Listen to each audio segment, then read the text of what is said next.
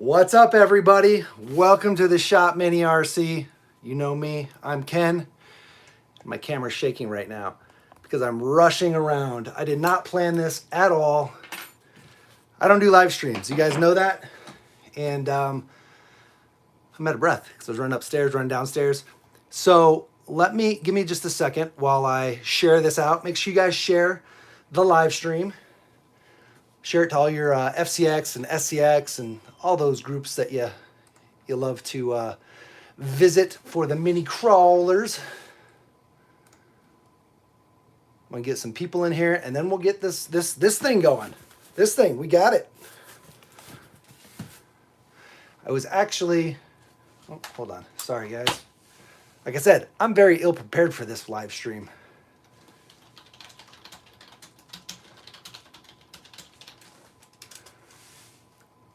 Say hi in the comments. Give me a like. Give me a like, guys. I've got 3 people viewing, 2 people viewing. What's up, Making and Breaking? How's it going, guy? Like I said, I don't really do live streams. This wasn't scheduled, so we're probably not going to get a ton of views right now, but the views will come later. But hopefully we can get some people in the chat because I like to talk to you guys. And yeah. Let's see here. Can I get this? I'm trying to get this open on my computer so I can see the chat a little better. Got it. Okay. So this truck, so I've got emails from FMS saying to not reveal anything about the truck or show anything about the truck until my time tonight at 1 a.m. tomorrow morning, tonight, whatever. 1 a.m. Central Time, and then apparently other people got other times, like just the 11th in Beijing. So whatever, whenever it hits the 11th, April 11th in Beijing, then they could release it, is what they said. And other channels just released theirs recently. But clearly these guys, the other larger channels, they've all had their trucks for weeks because they've got fully produced videos, right? Like a fully produced video. It takes, and if for anybody that, if you don't know, like a half hour of decently edited footage is like at least 5 or 6 hours of work for editing and all that kind of stuff, especially if you're gonna do B-roll and trying to put things together real nice. It takes a lot. It's like 3 to 5, sometimes even more minutes per minute of video. So, and you got to fit it into your schedule. And if you're taking it out to go crawling or showing running footage, sometimes you got to take it somewhere unless you've got a home course and you're going to show it there. But it takes a lot more effort than just, got it, let me shoot a half hour of footage, right? So these guys have had these trucks for probably at least a week, is my guess. Maybe not a whole week, but at least a couple days. And I'm sitting here thinking mine's not going to show up till tomorrow or maybe the next day.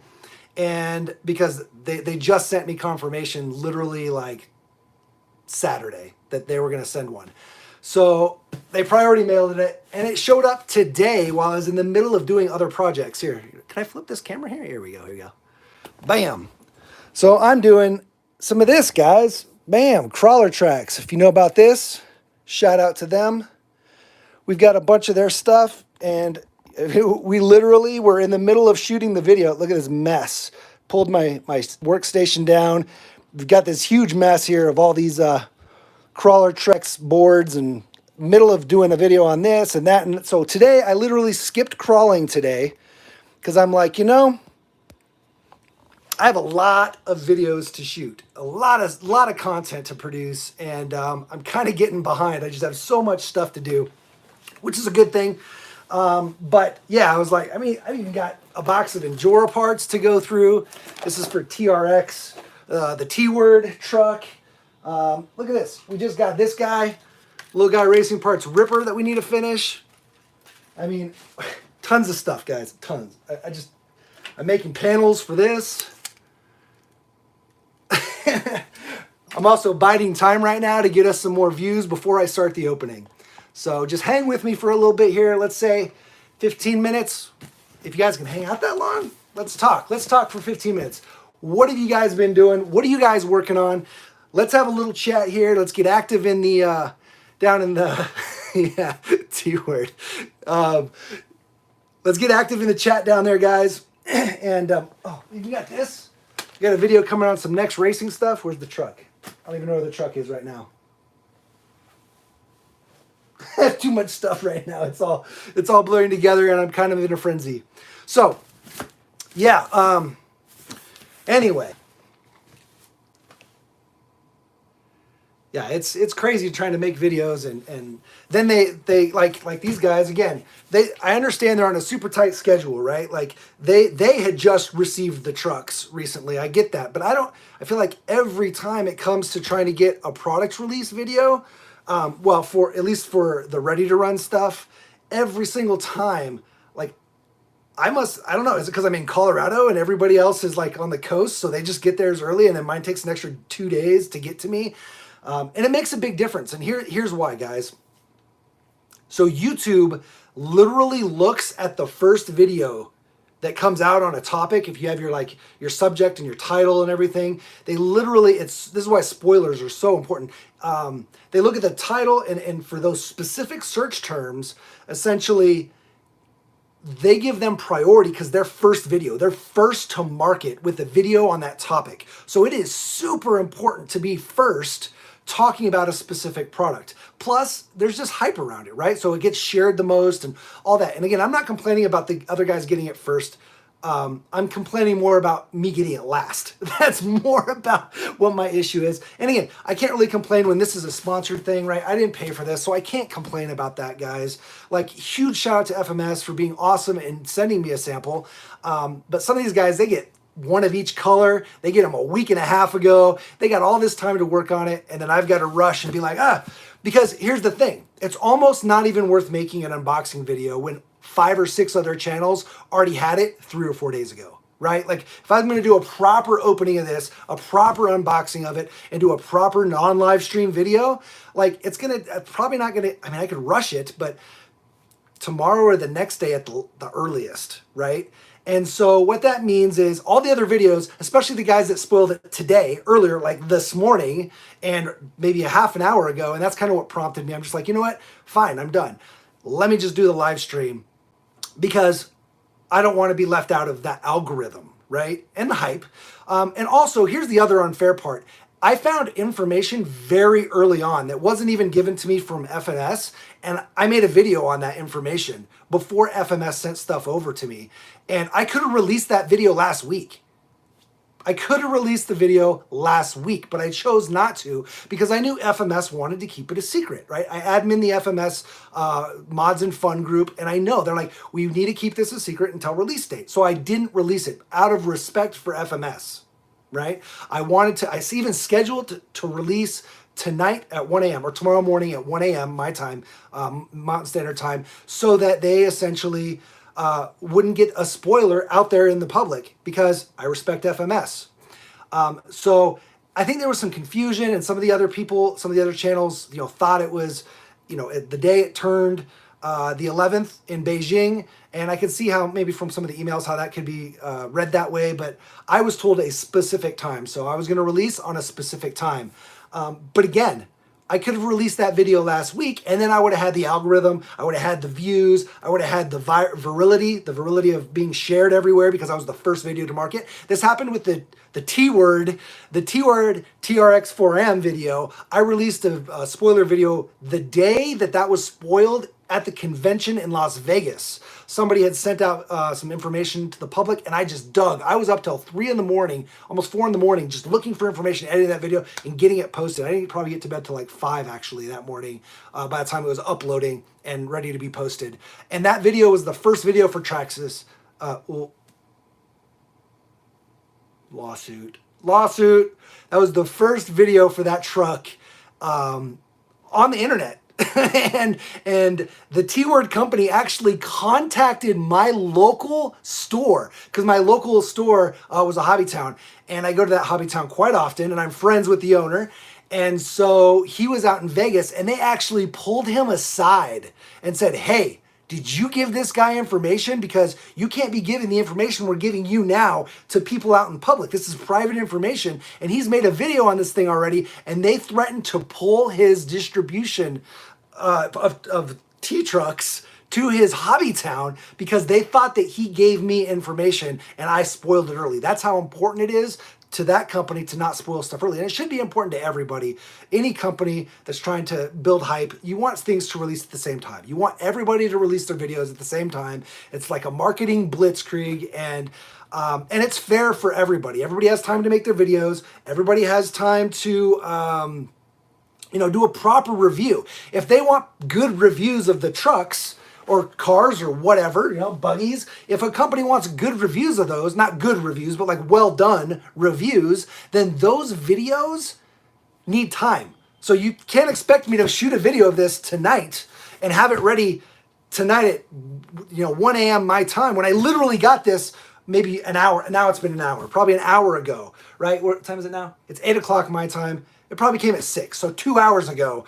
And I didn't know because I was down here shooting, and my wife's like, you got another package? And I ran up there, and I'm like, oh man, it's this. And I came downstairs, set it aside, I was gonna finish shooting this, and I was gonna start on this immediately. And then all of a sudden I noticed everybody else's videos are live. So, or not live, but they're up. So now we're going live. All right, I'm missing out on all these comments. Give me a second, guys. Make sure you guys share this video. Share this video to all the groups, SCX groups, TRX groups, FMS groups, the CR18 groups, I'm in Facebook. You're on Facebook. If you're not on Facebook, maybe get on Facebook and check out some of those awesome groups. We got a ton of awesome groups. I help admin a lot of them. Also, on the Reddits, the Instagrams, what is that? There's like I can't remember it now. Drive Nation, drive.rcnation.com. That's all the, like the Arma and the Axial. It's all the Horizon Hobby stuff. But it's like a forum specifically for that. And it's kind of like a Facebook. Again, it's drive.rcnation.com. Check it out. And they've got an other section. Share the FMS stuff there, because the FMS platform, guys, if you don't know about the FMS platform, I feel like I've been talking about it for a while. Matt from 2FMRC has been talking about it for a while. We've been like the two heaviest hitters because this platform is awesome, right? Like, they've got open diffs for the monster truck. They've got regular ring and pinion versus worm gear for the go fast guys on all the other trucks. They're on portals. They listen to feedback from the community. The first batch had plastic portals, the portal gears, right, from the very first batch. And Matt actually from 2FMRC got some BB stuck in there and it broke it and kind of made a big deal about it. And it kind of went viral that the portals were really weak. Even though I think they were probably fine. It's just, it was one of the first videos out there. It shows how important first videos are. And so FMS really heard about it a lot. Even from people that didn't have broken portals were complaining about the portals being plastic before they ever broke. I've got trucks that are still on plastic portals and they're totally fine. You just can't get airsoft BBs stuck in between the portal housing and the wheels. The wheels on these things have screws that kind of stick out. And if you have... on the Butcher anyway. And if you get a BB stuck in there, it's just going to grind the gears and break it. Anyway, let me look at these comments. Share, like, subscribe, share. All right, let's see. How's it going, user 937? Got the Max Smasher finally. That's awesome. Got yours off Amazon. Yeah, my very first FCX24 was when Amazon accidentally spoiled it. Somebody at Amazon put it up early, and I ordered it like a week before FMS had it on their site. And that was before anybody even heard of the FCX24 and FMS really doing trucks. And they had done a couple, but yeah, and it was, I got that very early. So I got it earlier than some of the big time reviewers because I wasn't, involved with FMS then. So yeah. They've come along. I mean, in just that short period of time with just a few releases, they've changed the mini crawler world for us. So that's pretty awesome. Just having more options is always good. Yeah, FMS is killing it, says the Hanger. By the way, guys, again, that's what we're checking out. This stuff right here from the Hanger. Yeah, buddy. Crawler tracks. Quick plug, because that's what I got interrupted on. I was shooting that video, and then this showed up. So we're doing it. Got your rock van last week. What's up, James's RC? How you doing, buddy?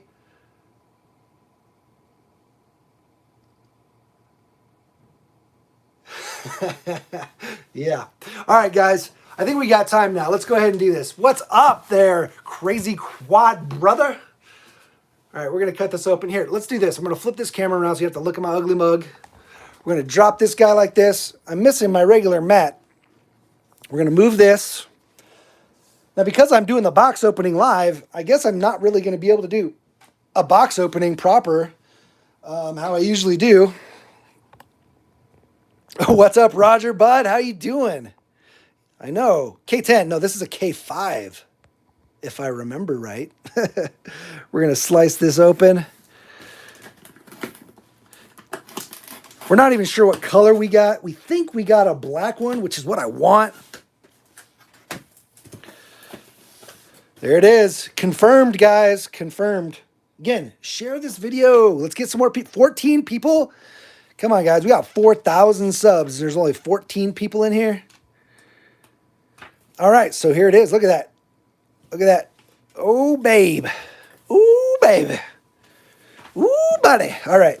Oh, this is from when it fell down the stairs. Hey, Rampage from Puerto Rico. How's it going, buddy? All right, here we go. Let's look at this box here. K5 Blazer FCX24 ready to run.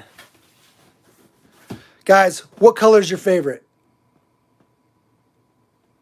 I kind of wish the K10 had like a silver or gray down the middle. Maybe not. Maybe not. I don't know. It is cool that it's different. I like that it is monotone, I guess. Single color. Pretty cool. The rest are two color, right? You've got the orange and the white. And then this is like a brown and a yellow. Oh, I got the orange. Oh, no. I was really hoping for the black. No, I told them black. They even asked me. I said, I want the black. I did not want that was the one I wanted the least. I think. Maybe not. My dad, when I was growing up, had the truck, not the Blazer, but this body style truck. And his was blue. And he had like this crazy faded blue. Orange and white is cool. I don't know. I think I like the orange and white better than I like the brown. But so anybody that knows me, I have a 68 Mustang. It's black. Got a 2010 Ducati 848. It's black. My daily driver is a BMW Z4M Coupe. It's a 2007. That guy's black. My wife's new truck, black. Every car I have is black. I'm a black car guy. Problem is, you can't run black cars when you're racing. Because if you race with a black car, you can't see it on the track very well. So nobody wants to run black cars or dark colored cars because they're just impossible to see going around the track super fast. Hey guys, we got 13 viewers. I can see right here up in my corner. We've been live for 17 minutes, almost 18. We got 13 viewers and only 8 thumbs ups. Come on. Thumbs up, thumbs up, thumbs up. Let's get that algorithm working. All right, guys. You know, we put in a ton of work to try to bring you guys the newest stuff. We're kind of taking a risk. I don't know if FMS is going to be all pissed off because I spoiled this today when it's supposed to be spoiled tomorrow. But everybody else, man, everybody else is out there spoiling it. So I'm not going to be left behind in the algorithms. Making a break, and huge thanks for the plus $2 for the channel. Huge thanks. I appreciate that. I think you're the first person actually to do that because we don't do live streams, guys. We don't do live streams. So you're the first to do that, man. You warm my heart. Seriously, bro. Seriously. Huge thanks. It's only $2, but that's not the point. You're the first. So have some comfort and honor in knowing you're the first to do that. Awesome. We've never experienced that. So cool. Your comment was orange is retro though. It has way more character. This is true. It is probably the most retro in character. Let's get back to it. 18 viewers, let's go. Come on, guys, we can do way better than that. All right, so K5 Blazer, boom. There's the orange one. Look at this. Look at that, boom. You see that? The cab comes off. What? Sick, right? How cool is that? So now not only do you have a Blazer, but you got the pickup. You got the pickup. And 99% sure this is a hard body 2-speed transmission. So this is going to be the exact same, I assume. Yes, awesome time in RC history, guys, especially for the mini guys. The technology and the materials is getting so good. It's getting so good because you can shrink down the electronics, super tiny electronics now. I mean, like this, right? Super, super tiny. And that's awesome because now you're able to put it in small trucks, these little tiny trucks. And the materials are much better now, right? Like better plastic, stronger materials. You can do tiny aluminum parts, tiny carbon fiber, tiny titanium. All right, here, actually take a look at this, guys. We're gonna look at this. I'm gonna go share because some of you guys aren't sharing the video, so I gotta go share it, which is fine. Just give me a second though. And actually, I need to post it to my Facebook page, if you will. The Shop Mini RC on Facebook. If you guys aren't following us on Facebook, be sure to do that. We also have an Insta. If you want to look us up there, it's at the Shop Mini RC, just like all of our other social media outlets. Join us now for the at FMS model. Hashtag FCX24 truck. K5 Blazer box opening. Let's go. All right. Sorry, guys. You can buy the bodies separate. Yeah. And I think they're going to have a white body, so that's going to be awesome, right? Like you can paint your own. Let's see.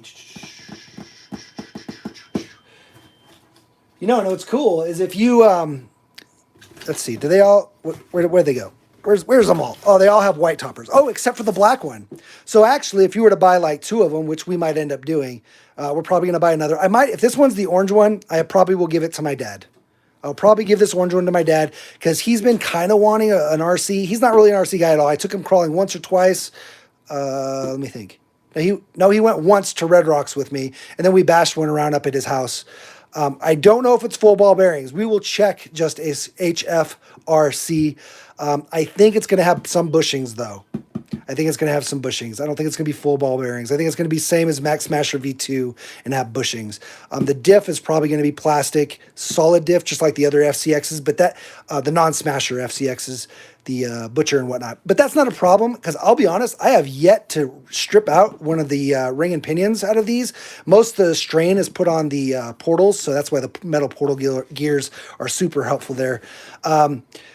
Okay, so what was I going to say?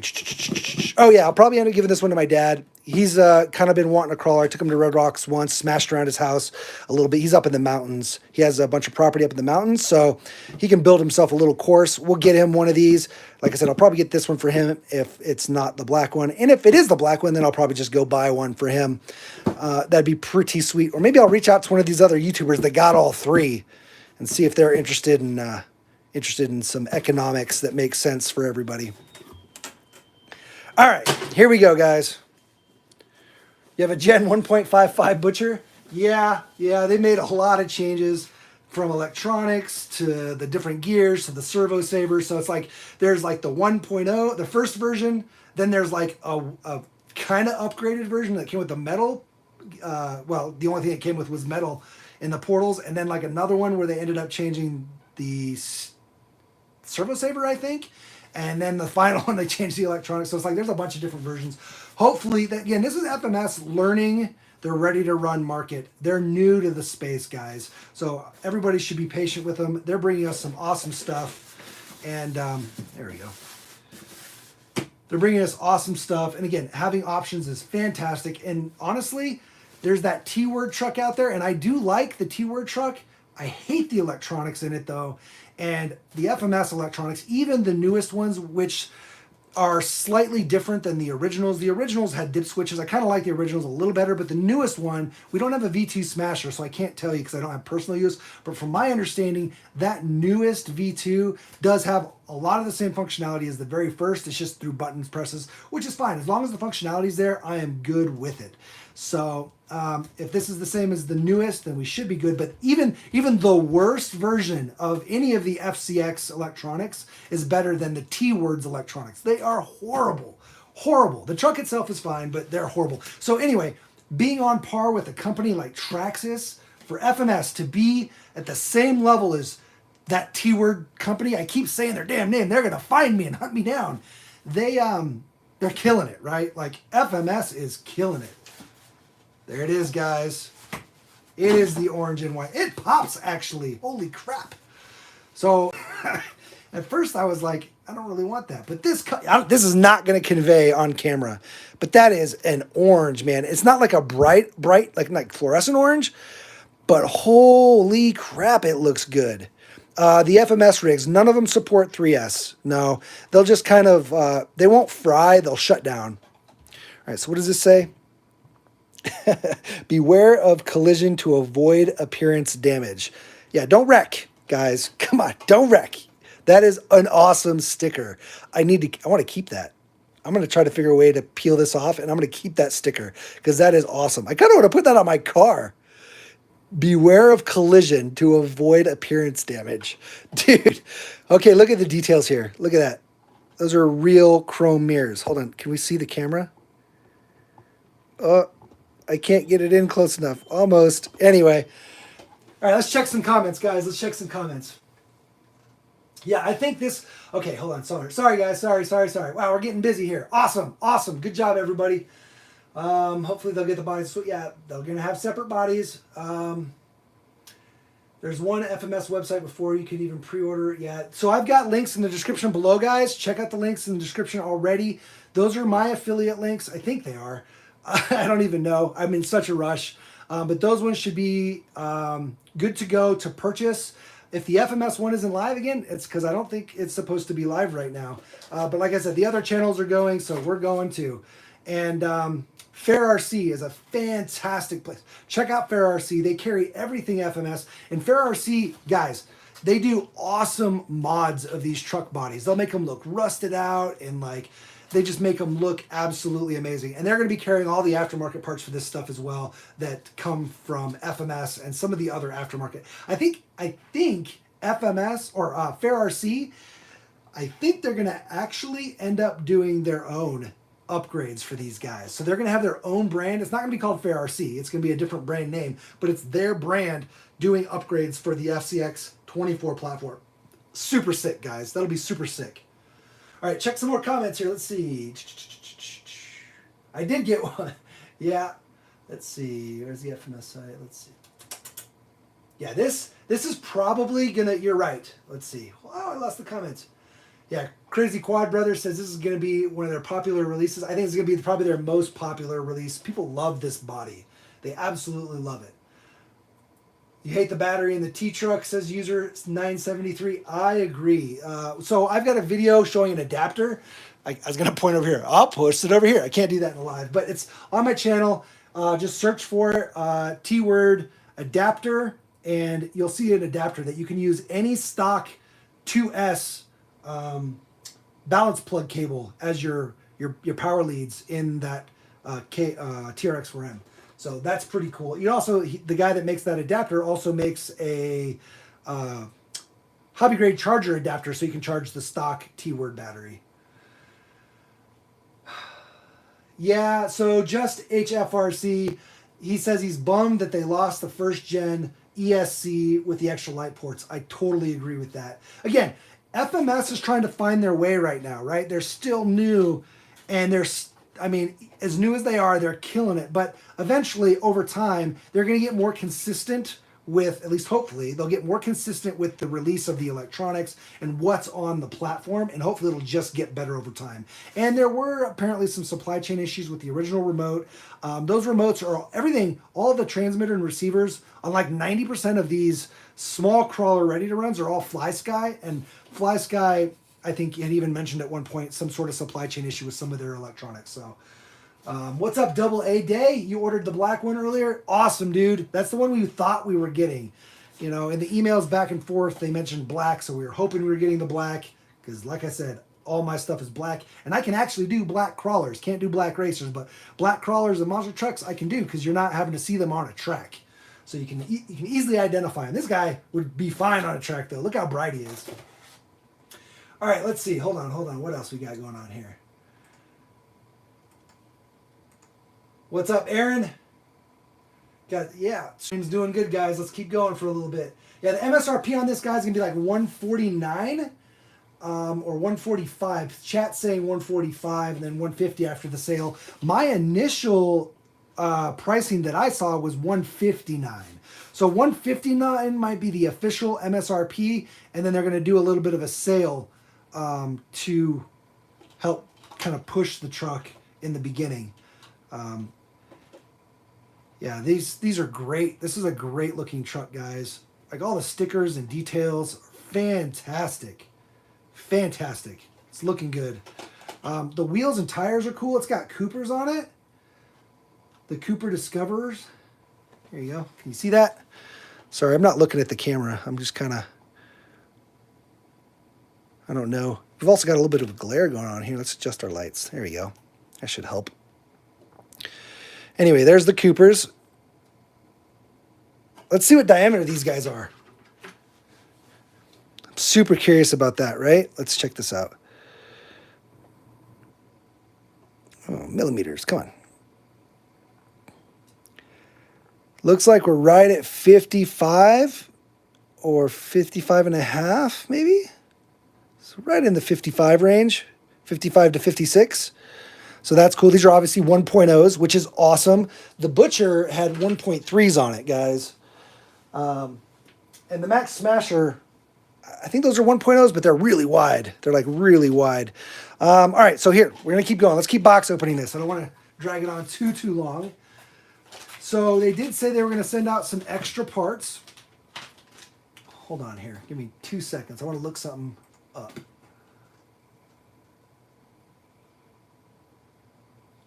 Oh, guess what? FMS just sent out their spoiler email talking about the K5 Blazer.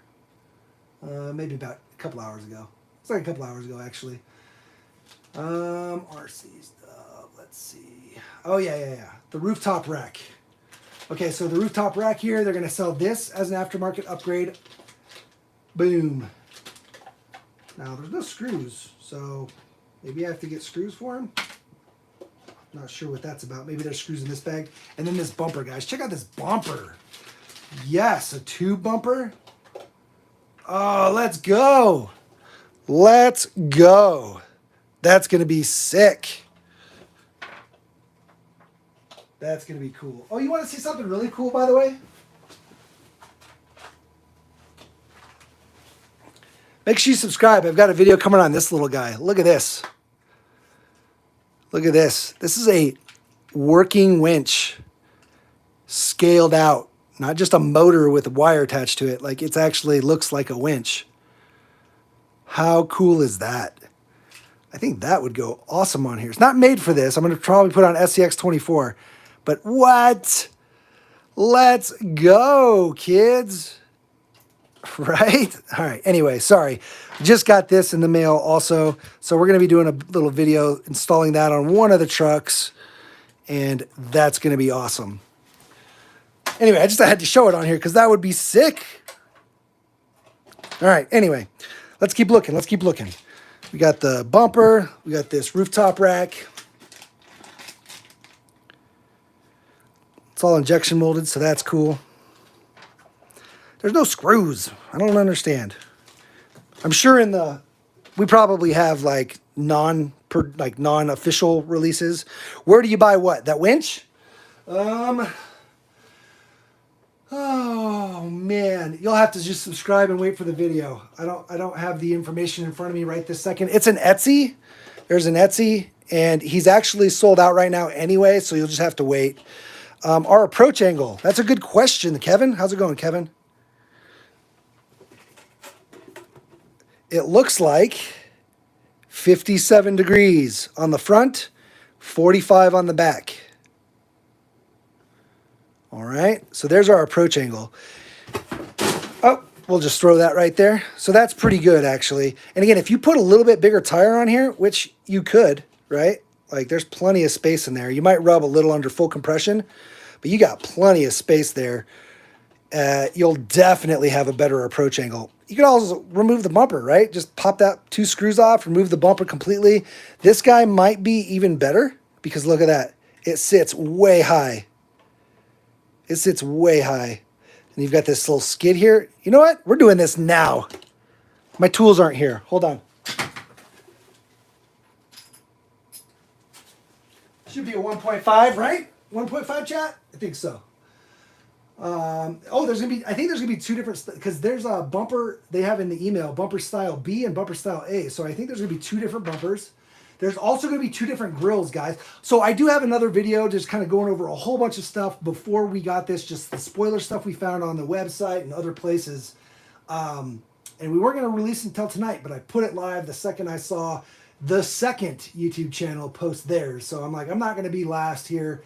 I'm tired of being last posting the videos because of miscommunications or lack of product to show. So hold on, what was I going to do here? I was going to, I don't even know what I was going to do. I was going to take this bumper off, but there was something else I was going to, oh yeah, check chat.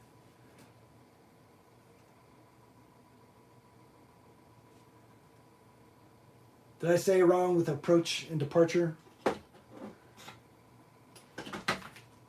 I say it wrong? I mean, your approach angle is the front angle. So approach angle is 57, departure is 45, right? I said that, right? I think so. Anyway, all right, we're pulling this guy off right now because this bumper is dope. Now, if we get the black one and it doesn't come with the bumper, we're going to be switching it back because that bumper is going on my truck. Sorry, Dad. Plus, black bumper on the black truck will look pretty slick. All right, let's pop this guy out of here. Get out of here. You know what else is awesome? The license plate. Like, how cool is that? Whoa, there you go. So there it is with no bumper. Probably not ideal. And you know what's cool? The bumper is attached to the body, guys. It's attached to the body, not the frame. I mean, it's a really strong attachment point, so it's not like you have to worry about, it's not like attaching it to like a SCX body. An SCX body would probably not be ideal to attach like a heavy duty bumper to, but on this guy, it's essentially like attaching it to the frame. You can see the frame clips in there right now, the body mount clips, and how this screws into the frame, right? Oh, mean. Who likes it? I likes it. What's up, Fair RC?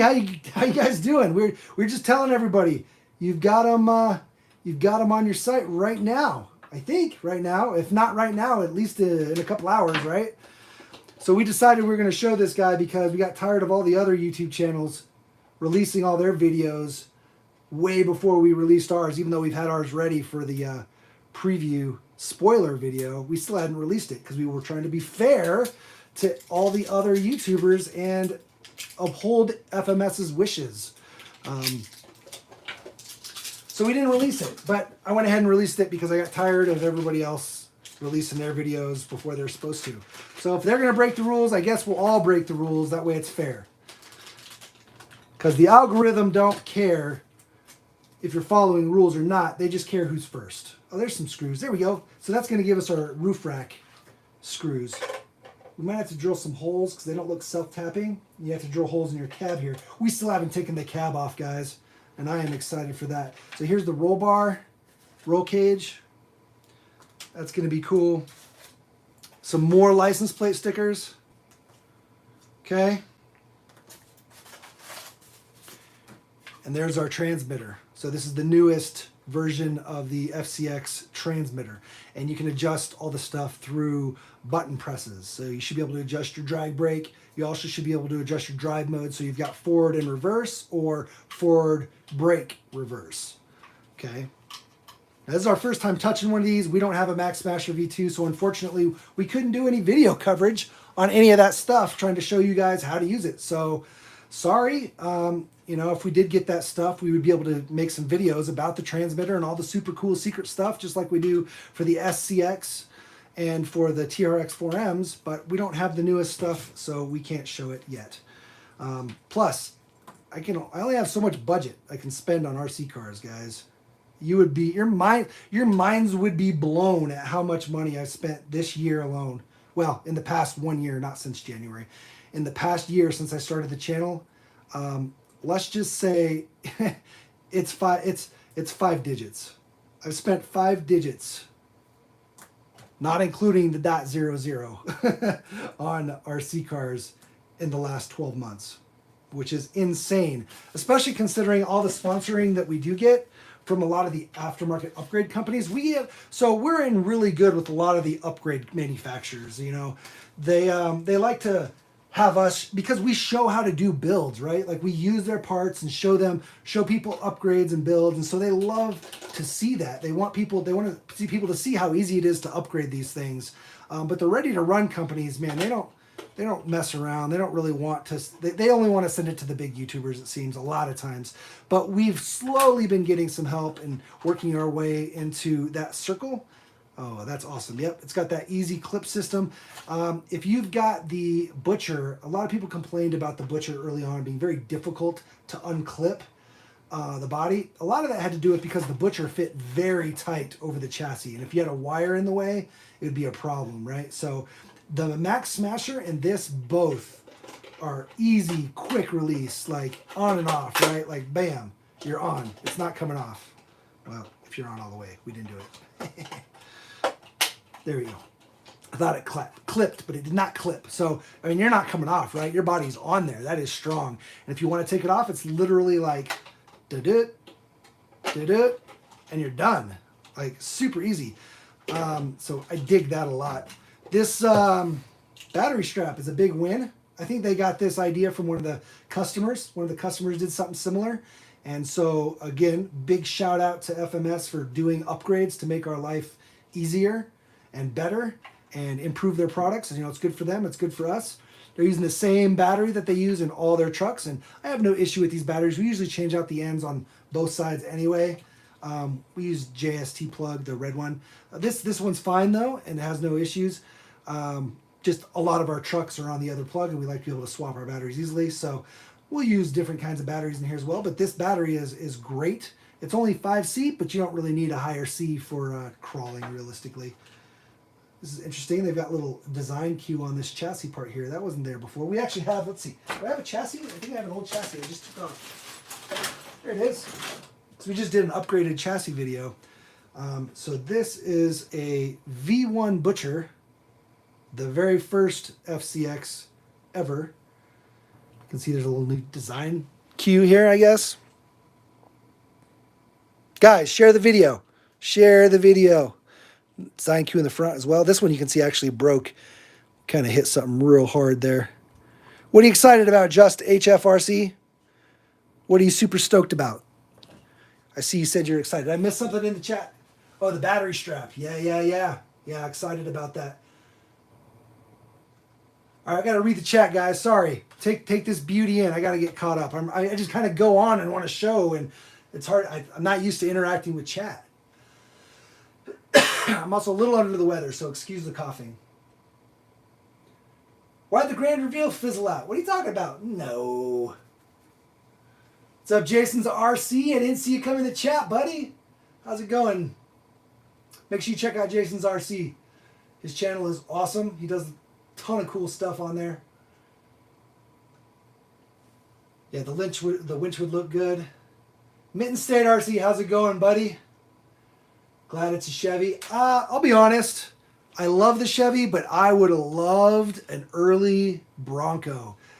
60s, 70s Bronco. Man, that 76 Bronco. Come on, baby. With the same concept, do that next, FMS. Come on, we need to hound them. Do a 60s Bronco with removable top. Please, please, I beg you. Fair RC, if you have any pull with FMS, tell them, get the license for an early 60s Bronco, please. Get the Ford name out of the T-word. They have the T-word has the Ford licensing, some Ford licensing right now. We need to get that Ford licensing over to FMS. Let's go. How many light ports? Looks like there are just the one light port right here. Wait, where'd it go? Right here. This right here is your light port. So you'll have to splice the lights or make an adapter so you can split it to like rear lights. Again, yes, this receiver is a pretty heavy downgrade when it comes to lighting and scale stuff when compared to the very first Butcher or Power Wagon. But there's other redeeming qualities, guys. So being able to reduce their cost on this has probably given them the ability to get the license for this. I'll be honest. I don't know that, but my guess is they saved a little money there so they can actually get some good licensing and get us cool bodies. Some may appreciate that. Some may not appreciate that. It just depends on if you care about stock bodies or stock electronics. A lot of people swap out their stock electronics anyway. So it's not really, you know, that big of a deal to a good majority, but I do agree. I wish there was a little bit more light ports. Like I said, the version 1 Butcher was like king, right? It was king when it came to electronics and just what you got for the value. It was definitely, it secured their spot in the market, right? And so maybe they can't do that every time. And I understand that. It can't be done every single time. We're okay with that. These tires need glued. They're actually bead locks. Maybe they're just not very tight. Maybe the bead locks need tightened because they're spinning in my hands. So something to be aware of. The tires could probably be tighter. Again, most people end up switching out tires and wheels anyway, but these are some pretty good looking plastic wheels, right? And the tires look and feel pretty good.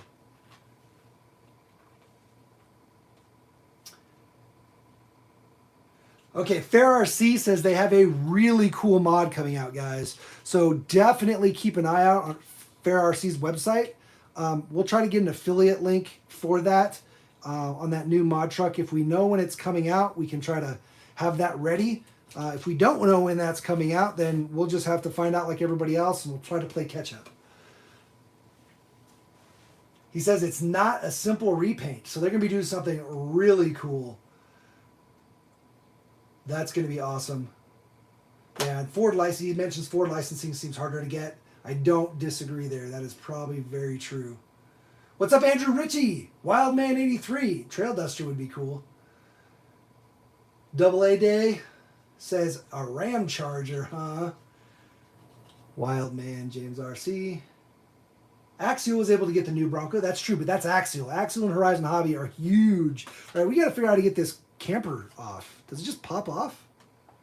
I don't know how the camper topper comes off. I bet you there's screws. Oh, there's screws. Okay, there's screws in there.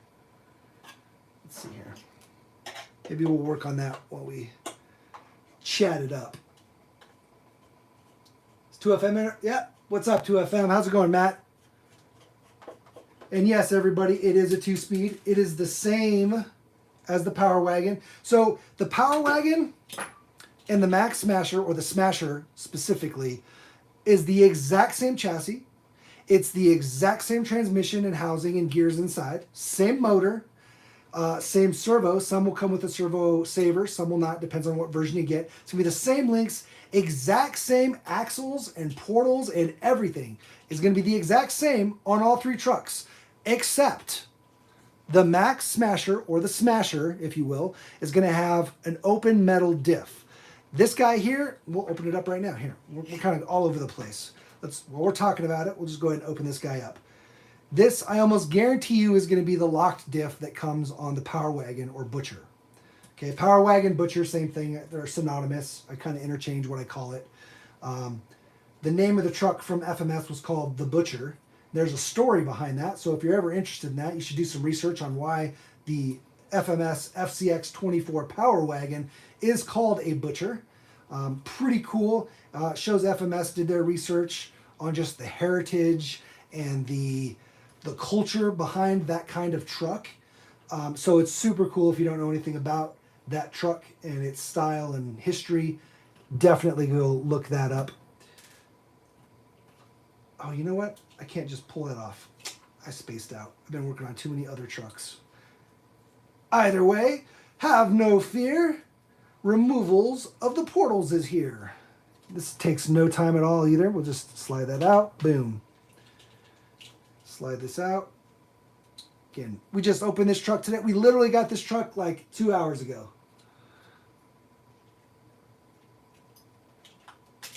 Oh my!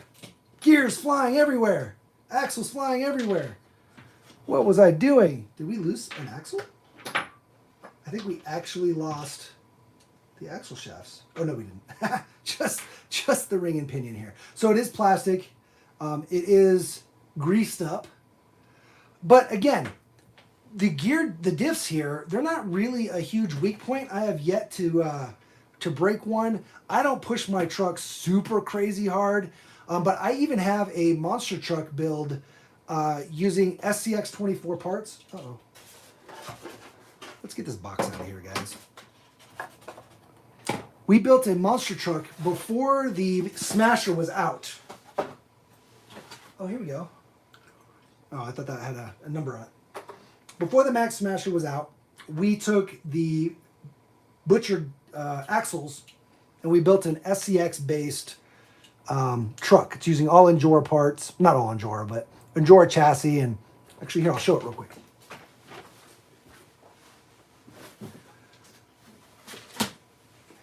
And if you go watch the video on this guy, I beat the shit out of it, right? I just beat the snot out of this truck. And it's using the very first portals. So it's got, you know, I think this one even has plastic portal gears, honestly. I think. Maybe I can't remember if I upgraded them or not. But it definitely has the locked plastic diffs. And they're not stripped. Like, I haven't stripped them yet. This guy, like I said, I beat the hell out of it. It's got a mini Z motor in it. It's got the Greyhound. This was actually before, I think this is what inspired Furatech to sell this motor as a monster truck motor, because they didn't have anything labeled for a monster truck until I made the video on this and showed them that I was using it on this setup. It's got an SCX transmission, whatever. This video is not, live stream's not about this, but my point is this guy's running plastic diffs and I beat the hell out of it and they're fine. So I'd much rather have the metal portal gears, right, than the plastic, than metal diff gear, right? I'd rather have plastic here over plastic here. You don't want plastic in there. And again, like I mentioned before, a lot of that initial video, I don't know which way this needs to go. Son of a, because it flew out. Were you guys paying attention? Which way does my diff go? Does it go, this guy, does it go my ring to the right or my ring to the left? Somebody hit rewind on the video and see if you can see in slow motion which direction this guy goes. Ring to the right or ring to the left? Because if you put it in backwards, those wheels will go backwards. Oh, I can't remember. It's been a while since I opened one of these up, so sorry guys. All right, let's check the chat. Check the chat. Yeah, portals are greased. Oh, the portals. I don't know if the portals are greased. That rear end is greased. Let's get this together, or get this off. We'll check a portal. Again, my tools aren't on my desk because I was doing the crawler track stuff. So all my tools are on the other side of the room. Sorry, guys. All right, chat, we got 40 watching. Let's do some thumbs ups here. I don't really do a lot of live streaming. For anybody watching, you know I am not a live stream guy. I usually don't have to. So I should be crawling tonight. I should be out at the local crawl spot doing some crawling. And I opted to stay home and catch up on some videos, and thinking this guy wasn't going to show up until tomorrow. And it showed up tonight in the middle of making my crawler tracks video. And so I pushed all the crawler tracks. He was in here earlier. He knows. And I was talking to him about some of the stuff in the video anyway. And so I ended up pushing all that stuff aside as soon as this came in and set up the live stream so I could show you guys, because like I said, all the other channels are spoiling it. So I'm going to go ahead and jump on the bandwagon and be a bad kid too.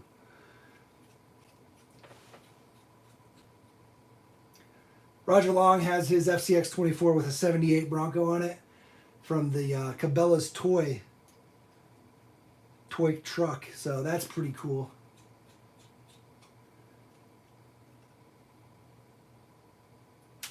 Yeah, see, even Matt says that his had the plastic portals on brushless. Or the plastic gear diff, sorry, not portals. Plastic gear diff on the on his, and his was fine until the day he sold it. There we go. All greased up, nice and shiny. Okay, metal gears, just like we expected. So FMS is still doing it right. What we need, if anybody's listening from any of the other manufacturers, and I keep telling everybody, I'm not kidding when I say this, I tell Endura, I tell OGRC, I tell Mias Racing, I tell a bunch of these guys, even Furatech. I told Furatech and tons of other aftermarket manufacturers, and I'm like, guys, somebody make overdrive or underdrive for the FCX platform. I don't care if it's in the portals. I don't care if it's a new ring and pinion. I don't care if it's a new transmission. Somebody make overdrive or underdrive. And it doesn't have to be both. Just make one, overdrive or underdrive. If it's overdrive, we'll throw it in the front. If it's underdrive, we'll throw it in the back. Don't really care. We just need a different gear ratio. Anybody that's been around the FCX for a while knows that when the first metal portal gears came out, they sent out a different tooth count that was actually, I think it was overdrive. I can't remember right now what it was. It was like an 11 tooth or 12 tooth. I'm sure somebody in the chat can update or correct me. Matt probably knows off the top of his head. I can't remember off the top of my head. But it was a different gearing, and it gave you overdrive or underdrive, however you look at it, if you swapped out one set only. Problem is, I think it had a little bit of slop in it. So they were a little sloppy, a little loud, and not ideal. But if somebody was to design, a larger gear and a smaller gear, both in there, both gears were designed to work together a little better, it would work just fine. I think, I don't know, would you guys tell me in the chat, would you rather have overdrive or underdrive in the portal gears, or would you rather have that overdrive, underdrive in the ring and pinion? It's a good question. And maybe they could just do double duty here, give us metal ring and pinion overdrive or underdrive. And then if you really just want totally metal, you can put metal in both and they'll just be over or underdriven on both, or you can just run the overdrive in the one and have, metal fronts if it's overdrive or metal rears if it's underdrive. All right. Nobody's told me which direction my spur goes. Which way does my ring go? Ring on the right or ring on the left? Matt, does it go around the right or on the left? What's up, Redneck George? Oh, bushings. Shoot, I should have looked at that. You are right. I didn't look. Edge of Texas. What is up? Todd Anderson, how's it going, buddy? Glad to see all you guys in here. I see your guys' comments all the time on the channel. Like I say in a lot of my videos, I try to respond to every single post, and it's slowly getting harder, which is a good thing, I guess.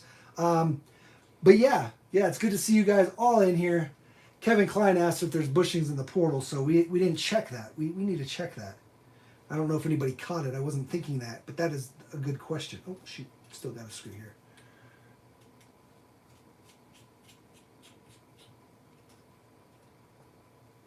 I'm also behind on the comments, so sorry, guys. All right, those are bushings. Yeah.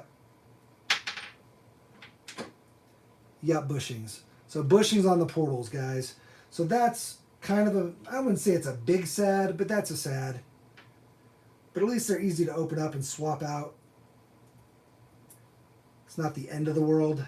And again, you got to understand how some of the manufacturers think when it comes to designing some of this stuff.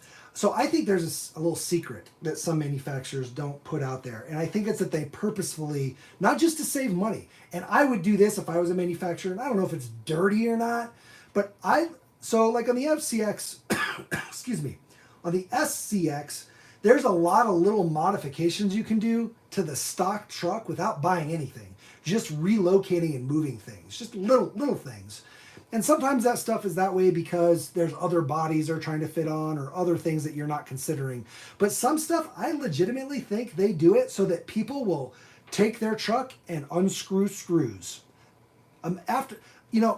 Every ready-to-run company should want you, maybe not the T-word guys, unless it's their aftermarket parts, I suppose.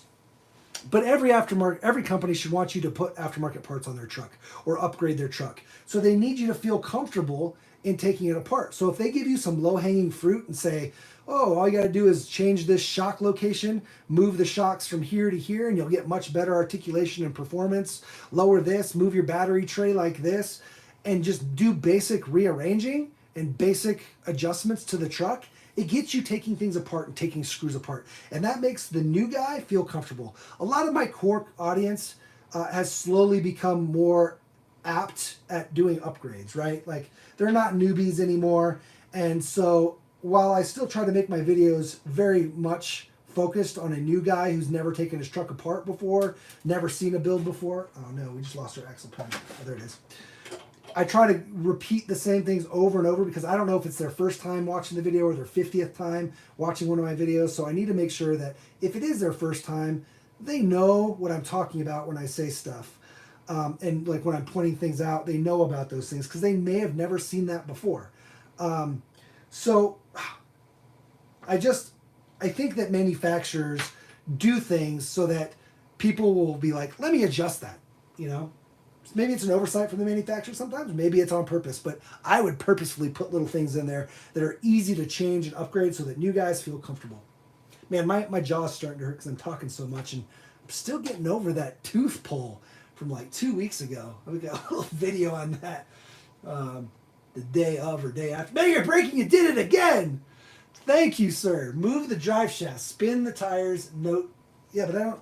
Oh, I can move this drive shaft. You're right. Duh. Again, live streaming, not thinking. All right, so if we're going forward, why is this not spinning? There we go. All right. Which way do we go here? Going forward. Yeah. Goes on the right. You're brilliant. I should be paying you that $2, sir. I should be giving you the $2. Wait, ring's on the left. Roger says the ring's on the left. No.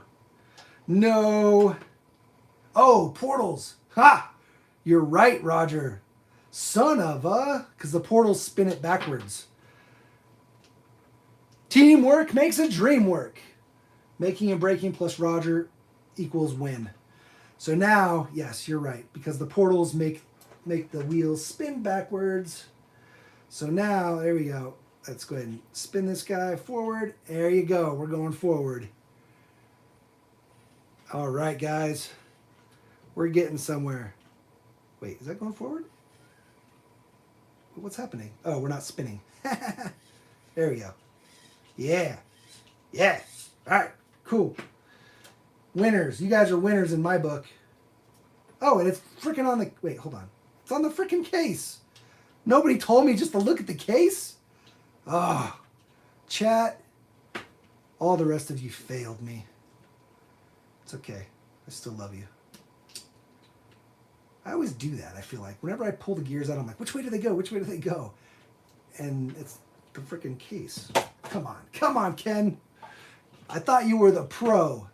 No, guys, I'm not the pro. I'm learning just like you most of the time. I just try to share my failures and successes along the way. Come on, get in there. What's going on? There we go. All right, kiddos. What else do we want to see? Does anybody want to see anything else on here? Do we want to plug it in and light up the lights? I guess I have to get batteries. I don't have batteries for the remote. Again, ill-prepared. Yeah, so the Smasher NK5 bodies are totally interchangeable. The Smasher drivetrain, does anybody know if the Smasher drivetrain or suspension is different? Yes. Okay, here. So, coming over here. Excuse me again. So there's the Butcher, right? Here's the Smasher. Look at the size difference between the Smasher and this guy. So Smasher is very much 24 scale as a monster truck, right? The Blazer is more an 18th or 20th scale. I'd probably say 20th scale. But look at that. Oh! All right, so let's pop this off, right? Show you right now. Oh, you know what? This body has broken clips. All right, hold on.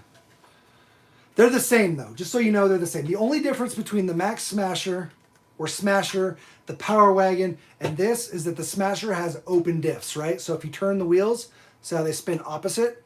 That's because they're made to go fast. That's horrible for crawling, right? Because if you are crawling along, I'm going to put this guy back. I'll go get a different Smasher. I have a different Smasher. It's actually got different, it's got J concepts on it. But so if you're crawling, right, and you lift, the problem is, look, now you just break loose, and this all the power will go to the tire that has no traction. So open diffs are horrible. So the Max Smasher or Smasher is not a good crawler with open diffs. However, the Smasher comes with those plastic locked diffs. So all you gotta do is do exactly what we just did. Open this up, put the plastic lock diff in there, and now it is straight up a crawler. You may want to change your tires, but we changed our tires on most of them anyway. We just did an upgrade video on this. We'll be posting that very soon using a bunch of Next Speed stuff. Not Next Racing, guys. Next Racing is different. Next Speed is this. Next Racing also has some cool stuff there. Check out both companies. They're both have awesome stuff. These are some cool 1.3s, and they're bead locks. They're not glue. They're actual bead locks. We had a funny little story, so check out the video when that goes up about those. But yeah, all the bodies are completely interchangeable. So you could definitely throw like your Power Wagon body on. Well, not this Power Wagon body. It's not done, but you could throw the Power Wagon body on just like this guy, right? They'll clip right into the same mounting points. So super cool. Hopefully we'll finish this someday and get a video, right? Look at that chop, guys. Oh, mean. Mean. We even cut our doors out. I shouldn't be spoiling this stuff. This is why you got to subscribe, though, guys. This is why you got to subscribe. We're going to do an interior on this mother. It's going to be bad, bad, bad. Just got to find the time. Too many projects. All right.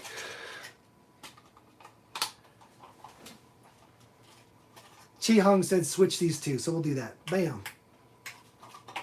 So we'll pull off our body from here. Can't pull off the bed because the bed is attached with some screws, but same thing, right? Bam. Power Wagon. Make sure your wires are out of the way. That's the biggest problem most people have.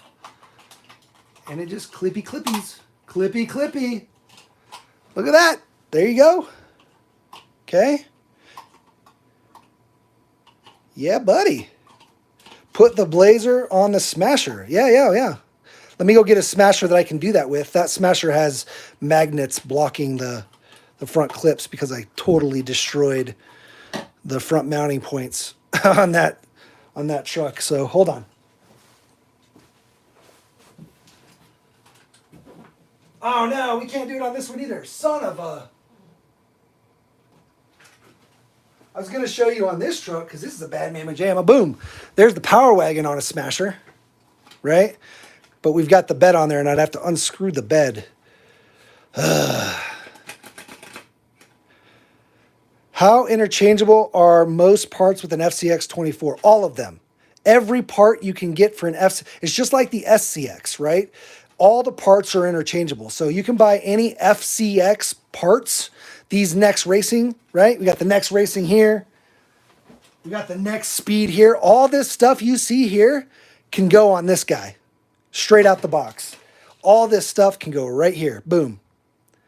The only thing you might have to be careful of, but I think there's the exact same wheelbases, guys, where it would be like the length of the links, right? If the links are different lengths, then your tires and your axles will be in different spots. But I think that all of them, Max Smasher, the Power Wagon, and the new Blazer are all going to be the same links, exactly. So here we go, middle of eyelet to middle of eyelet. We are right at 49.5 and 49. So they're very simple geometry on these guys. They're the exact same front and rear. 49.5. Boom, same thing. 49.5, 49.5. That's a butcher. And this Max Smasher, which has a butcher body on it. 49.5, 49.5, guys. They're all the same. It's all the same. So again, the only real difference between the Smasher, the monster truck, and the crawlers, the Blazer and the Power Wagon, is that it's got open diffs. Again, the diffs spin opposite. See the wheels? They spin opposite because the diff is open. It's a metal open diff. And it also comes with the plastic. And then these guys, they spin the same, right? You can see that.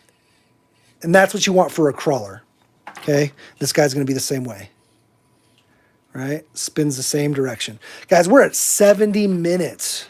Everybody's hanging on. We got 43 viewers. Awesome, guys. If you guys are in late, go back early on, after the stream's over. You can rewatch and watch us open this guy. This is the Bronco here. Or Bronco, excuse me, the K5. I'm dreaming of a Bronco. Bam, just like that. Quick and easy. Lemon squeezy. Or in this case, oranges squeezy. Orange juice. All right. Somebody asked, let's see, more questions. Wonder how that Blazer would look with monster truck tires. Here, I'll show you what it would look like with monster truck tires. I don't have to put it on the chassis for you to see that. It would look like this. Yeah. Okay, and it would sit a little high. It would sit right about there. Okay. Just like so. But you'd be sitting a little high, like that. Not high, but higher than what I'm showing you. And like that. You'd be right about there. Like I said, I wish I had... Here, let's see something. Here's the stock. Again, if you took a Max Smasher, there's a stock size tires. There's the width, right? A little off there. There you go. There's the width. Okay. And then when you come to the side, it's going to sit like this. Let me see something here. Yeah, see, unfortunately, I've got magnets in there, guys, because I crushed it, so I just converted my clips to magnets. I smashed it and bashed it and crashed it, and unfortunately, it wasn't too expensive of a part. All right, let's get this out of here. Where we at? Like, subscribe, share, guys. I know most of you are subscribers, so that's awesome. I appreciate all of that. If you're not a subscriber, please, it's just a click for you, but it means the world to me. And I hate begging, but I do appreciate every sub. And people sometimes just forget, or they're like, "Oh, I'll do it later," or I don't know. I don't know why. Some people don't have accounts. I've seen that, where they don't have YouTube accounts, so they just don't subscribe. We've got like 70% of our viewership, which is returning viewers too. They don't subscribe. I don't know why. They're returning viewers though, so that's interesting. I don't know what that does for the YouTube algorithms, the algorithm gods. I don't know. Wire stuck. See, this is the butcher clip problem. It's so tight, and if you're not careful, you get a wire stuck in there. It's like the body doesn't want to clip on. But all right, so there's that. We got some screws missing here from something. We're not done. We took this thing apart and oh yeah, our diff. Didn't put it back together. All right, let's get it back together. Hell yeah, ordering 2. What colors you getting, user 937? Yeah, DMHRC. The Smasher is a great truck. I mean, they are super fun. They're fun just to bash around. And yeah, if pick one of those up, and then when Fair RC starts selling the replacement bodies or the hard bodies on these, or the white bodies, you can pick one of those up and paint it up yourself, or maybe pick up one of their mod bodies, or just pick up 2, and then you can like swap the bodies around if you want. Let's see. Actually, you know what I want to see? This is something interesting. Let's put a Max Smasher body on this with these tires. It's probably going to look a little funky, but I'm curious. Maybe it'll be more scale, because again, that Smasher Ford body is much smaller in scale, because it wanted to look more proportionally correct to a monster truck. And it's like literally, it is a true 24 scale. Actually, I can show you compared to my true 24 scale, the Smasher versus the AMT model body that I have. That's a 24. It might be a 25th. I think it's a 24 though. Let me get these screws back in. I don't want to lose them. Thanks, Redneck George. I appreciate it. I don't do live streams much, bud, but tonight I had the inspiration. We had a bunch of cheaters, or misinformed. We'll just go with misinformed for now. They were misinformed on when the videos could be released, or maybe I was misinformed and I could actually release it, and we're totally fine now. But yeah, so I was just like, you know what? I'm not going to be last to show a video on this, so let's just do a live stream.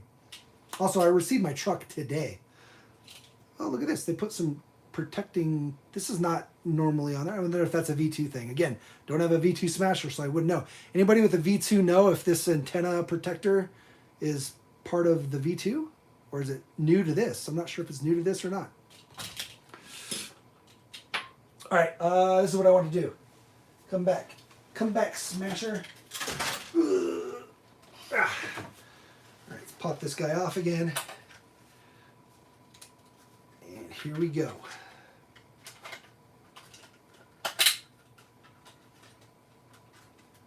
Yeah, not too shabby. It's just kind of like a lifted truck there. It's definitely wide. She's wide because the FMS axles are very wide compared to an SCX, compared to a 24 scale. Again, if we're talking 24 scale, excuse me again, sorry. Again, down with the sickness right now. Here's a true 24 scale AMT body. And it's basically, we're taped together. There you go. It's pretty much the exact same. This is more of a long bed. But yeah, same dang thing.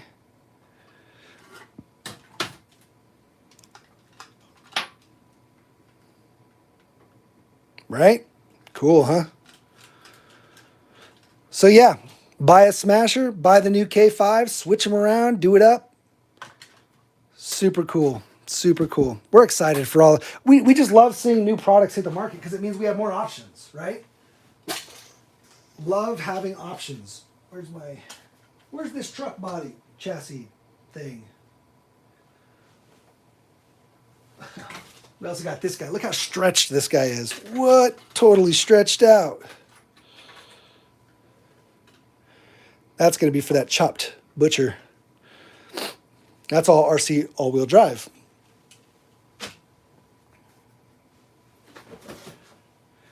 Oh, there it is. I found it. We got our $6 upgrade in this one. Dude, you're going to love your FMS stuff, buddy. Like, I was super stoked when I first saw the Power Wagon. I was like, that looks really good. I have my doubts, but it looks good, so we're going to snag one up. We can get it early. It'll be great content for the channel because, again, it got spoiled early on one of the Amazon accounts. They released it early. We got it like a week before any other YouTuber, so I was like, well worth it. Even if it's a flop, it'll be worth it. And when I got it, I was like, what? This thing? Oh, this is not, I wouldn't call it an SCX killer. Sorry. But it definitely was going to be an SCX competitor for sure. And this is well before the T-word truck came out. And yeah. Oh, Pharisee, right on, man. Yeah, that's awesome. Chevy Blazer is what did because I have another TRX, but I didn't want to pay $500. Yeah, fair enough for a full size, for a 110 full size, for a 10 scale. All right, so hold on. What else we got here? Is there more stuff you guys want to see or ask about this? I can try to show you, cover it. We need to get this cab off. That was one of the goals, right? Chris says he feels like it's an 18 scale. Yeah, this is definitely closer to an 18 scale.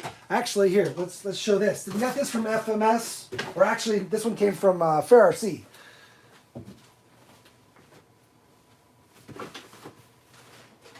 Here, we'll bring both of these over, actually. So here's the rock van, right?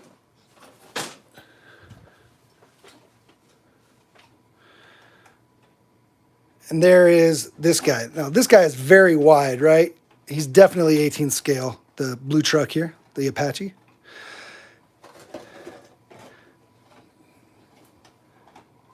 Very close, but not quite as wide. I mean, remember, this is a bigger truck than this in real life. So this is definitely larger than this from a scale standpoint, but they're close in actual size. But from a scale standpoint, this is still much smaller scale than this is. And again, there's the rock van. It's an 18th scale. And this is probably in real life about the same size as this van. So I think this is closer to 18th scale. I think the blue Apache is probably closer to like a 17th. Not quite a 16th, but probably closer to 17th. And this guy here is probably closer to like a 19th or 20th scale. If you're trying to be real particular. Oh, what? Did I just rip that off? I think I did. If you want to be real particular about it, Again, some people really care about scale and some people don't. We know some manufacturers don't give two shits about what they call their scale. But again, they're basing it on other stuff sometimes, and who knows? Who knows? There's a lot more going on in the background than even people that are heavily involved like myself know sometimes. And so like when a company calls, well, here, just an example. Here's the Axial UTB 18. This is an 18th scale, or what they're calling an 18th scale. This thing is ginormous compared to any other 18th scale out there. But after talking to one of the main guys at Axial about that, and I had a like literally hour-long or longer discussion about scale in this, is they based their scale on things like the electronics and the power output and the motor and like some of that stuff going on internal stuff on how they wanted to rate it from a scale standpoint. Now, I personally disagree with that, and I will tell them still I disagree with that. In fact, I've told Matt Higgins, one of the main guys over there, I disagree with that logic that you rate a truck power and like durability by scale, because you don't call things an 18th scale because it's using 18th scale ESC, right? And it's not even, it's using a 10th scale servo, which is crazy. This thing is it is actually, if you were to scale it off the 1/10 scale, it is a 1/14th scale truck compared to the Big Brother 10th scale, right? If you were to scale it down from that, this is by measurement, by math, which doesn't lie, 1/14. It's actually 113.8. So, but they're calling it a 1/18th because of different aspects and kind of the product line it was replacing and things of that nature. So there's a lot of reasons behind why companies scale stuff or call things scales there. I sometimes wish they would just not give it a scale. Like I'd rather that have not had a scale because it'd be less confusing to new people. And again, the other problem is as this example shows, and even like the Butcher, right? The Butcher Power Wagon, that is definitely, this is 100% an 18th scale Power Wagon cab. That cab is huge. And actually, now that I look at it, this is almost just as big. So this is much closer to an 18th scale than a 24 scale from a Power Wagon standpoint, right? Power Wagon is much smaller than that if you were to scale it. And I think we did an infographic on this at one point where it showed how big this would be in real life if you had an actual 24 scale. Even the smaller FCX24 looking cabs or trucks are really much closer to like 22nd scale, 20th scale. This is closer to 18th or 19th. I would call this closer to 18th or 19th as well. But again, it's more, they're basing it on the wheelbase and the platform. And this platform they're calling a 24 scale based on wheelbase, I guess. And just what they're trying to do with it. And like the Max Smasher, 100%. That guy is 1/24 scale all the way. But these two guys, they're a little bigger. So sometimes it's just, it doesn't matter. It just is what it is. You just have to deal with it. But at least scale should be close in my opinion, right? Like be close. Don't be off by like 6 or 7. Don't call this a 1/24 scale when it's like really a 1/12, right? Like that's crazy. This is a 1/24 scale and it's closer to a 1/20th. Okay, I'm fine with that. But taking like a 1/18th scale and making it, and it actually being 1/12 is just ridiculous. Anyway, I'm ranting. Let me get a drink. Let me check chat. People are probably telling me to shut up. Chevy Blazers, TX4, yep. I just watched a video on 24 scale, remote 2-speed front and rear diff lockers. Front and rear diff lockers on a 24 scale? Please send me that video if you're on Facebook or comment it in one of my videos. Comment it in this. Put the link here. I want to see front and rear diff locker, like on the fly diff lockers. That's crazy. Excuse me. How about some mudslinger tires? I do have some mudslingers somewhere. Do I have some that are not mounted? No. I don't.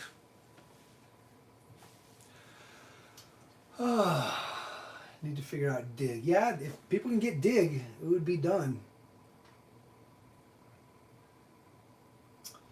Huge thanks, Crazy Quad Brother. Appreciate it. Yeah, you guys are going to love the Blazer. I just love how it looks. Thanks, user937. Thanks for subs. I appreciate that, guys. You guys are awesome. Can I compare it to the K10? I don't have the K10, guys. again, I'm on a limited budget. And so unlike some of these huge YouTube channels, some of these guys, not even the huge ones, some of the just larger, they're just bigger than me channels, they get every release every time. Like literally, they'll get every FMS release or every axial release. I have to beg for them. I have to beg and try to get just the big ones. I'm like, fine, don't send me anything. Just send me the SCX, which I've never gotten a comped SCX, guys. Never. I pay every axial product I have. I've paid for at this point right now. Now we may be getting AX24 and then Capra to do a build with. We may be getting those, but I'm not sure yet. I'm still kind of waiting. But again, out of my own pocket, I paid for every FCX24 I have. All the FCXs except like 2, and then this one. And I've got like 6 different FCX platforms. I did get a comped Cayman, so that was awesome.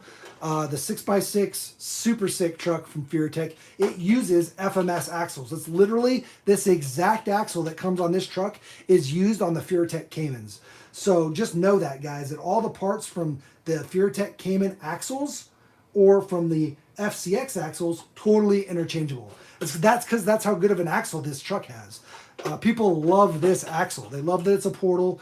They love just the strength and durability. It's got really strong axle shafts compared to an SCX. So a lot of people try to take these axles and put them on their SCX. The one thing I'd like to see FMS do at some point is make us a straight axle. Get rid of the portal and just give us a straight axle. Just change the C-hubs and give us a straight axle. Do like a really scaled, they could have done it on this one. They probably could have done it on this one and made it like a little bit more, it would have been a little lower, right? Here, let's put this on all the way. I'm curious now. Did I miss something? Oh, no. We have a screw out, and I think it's for the cab. We still haven't taken the cab off. That's one of the first things we were going to do. So, yeah. So this sits, it's hard to see because, well, here. So this sits really well, right? Like I really like the way this sits, but if they would have, if they would have put a straight axle on here, it would have probably naturally sat more like this, right? A little bit more scale looking. So this would have been a great candidate. They could have put a little bit stiffer shocks on it, which would have raised it up, right? Maybe gotten rid of some of that bouncy. It was a little bouncy. They could have put some stiffer shocks on there. It would have raised it up just a little. And then they could have put a straight axle on it and it would have dropped it down again. And we would have a straight axle compatible FCX axle, which would have been sick to have the internal parts of a straight axle that we could just swap by changing out the C-hubs or these rear axle portals, the portal housings. That would have been awesome. So maybe at some point in the future, they'll do that with maybe even more scaled out or smaller truck, because that would be great. Straight axles for the FCX. We need it. So maybe an aftermarket manufacturer will do it. I don't know. Whoa, it almost ended the stream. Huh. Whoa. Let's give you some of my ugly mug here. We're representing Hard Park today. I guess that's something I wanted to show. Oh, there you go. Hard Park. We have a huge build coming from Hard Park. If you're not subbed, this is worth subbing for. I'll do a sneak peek here, guys. Hold on. This has been 8 months in the making. We have 42 people. We need to get 42 thumbs ups before I show this whole thing. 42 thumbs up. Let's go. Quickly, thumbs up, and I'm going to show you this crazy Hard Park. Well, it's not just Hard Park. A bunch of manufacturers are part of this. I'm kind of going off the rails here, guys. Sorry. Can I put in the light bar? Can you put lights in the light box? There's lights in the front, guys. There are lights. So there's already lights in there. We'll turn it. We're not even doing the full review. Ugh, live stream, killing me. This is why I got to do videos, because on a live stream, I just go off. I'm just like, let's talk. I love it. The rears, there are not buckets. No. You can see there. They're just clips. But it looks like you could drill a tiny hole right in the corner there, and you can get some light to go through there. So that would be cool.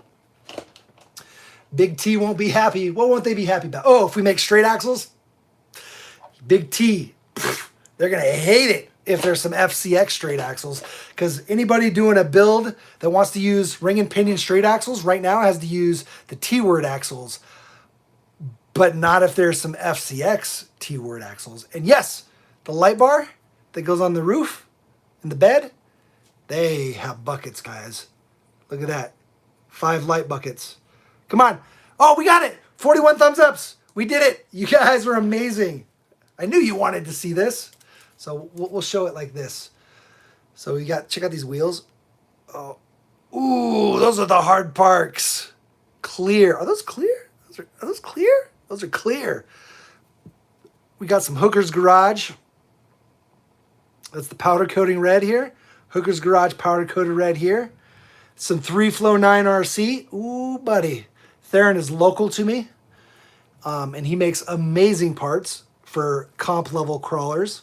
Not just the SCX, but the FCX. So if you got one of these, he makes a skid and a rear link risers, all kinds of, almost to the bad word, all kinds of cool stuff for that. Definitely worth checking out. Oh, did you see the cantilever? Yeah, buddy, we got the Reefs 179 somewhere. How do I face this? There, is it blurring? So 179 micro on there. And hold on, you're about to get your mind. This is the hard part chassis. Not it's my hard part chassis, because there's only one in the world of that. What? Double skid? Does that mean, what does that mean? What does that mean? Oh, all right, I'm done. That's all you get. Like, subscribe, share, hit the notification bell. My wife's going to kill me because I'm yelling, and the kids are probably trying to have quiet time right now. I have a 2 and a 4-year-old, so life is full of challenges. Yes, challenges. No, I love my kids. They're awesome. They're absolutely awesome. My daughter is 2. My son is 4. They both are kind of loving the RCs. My son's a little bit more into video games right now, but my daughter loves the RCs, which is funny. What else? Let me check the chat. Check the chat. Swap tire. Just swap the tires. Swap the tires on what, sir? I also have a hard time keeping up with the chat and remembering what people were talking about. Can you put lights in the light bar that FMS gives out the box? Yes, sir. I just showed that. Have the K10 High Trail. Got the Mini Blazer from FMS on top of it to use. Yeah, that'd be cool. You know what? We wanted to check out the new 10 scale from FMS, but we're not really 10 scale people.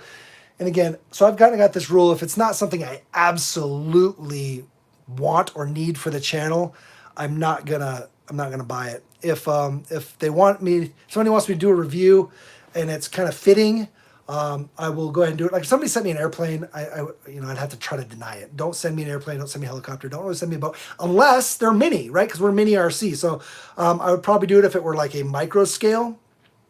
For sure, we did the motorcycles, but I really wanted one of those, one of the little 12 skates like this big from Next Racing.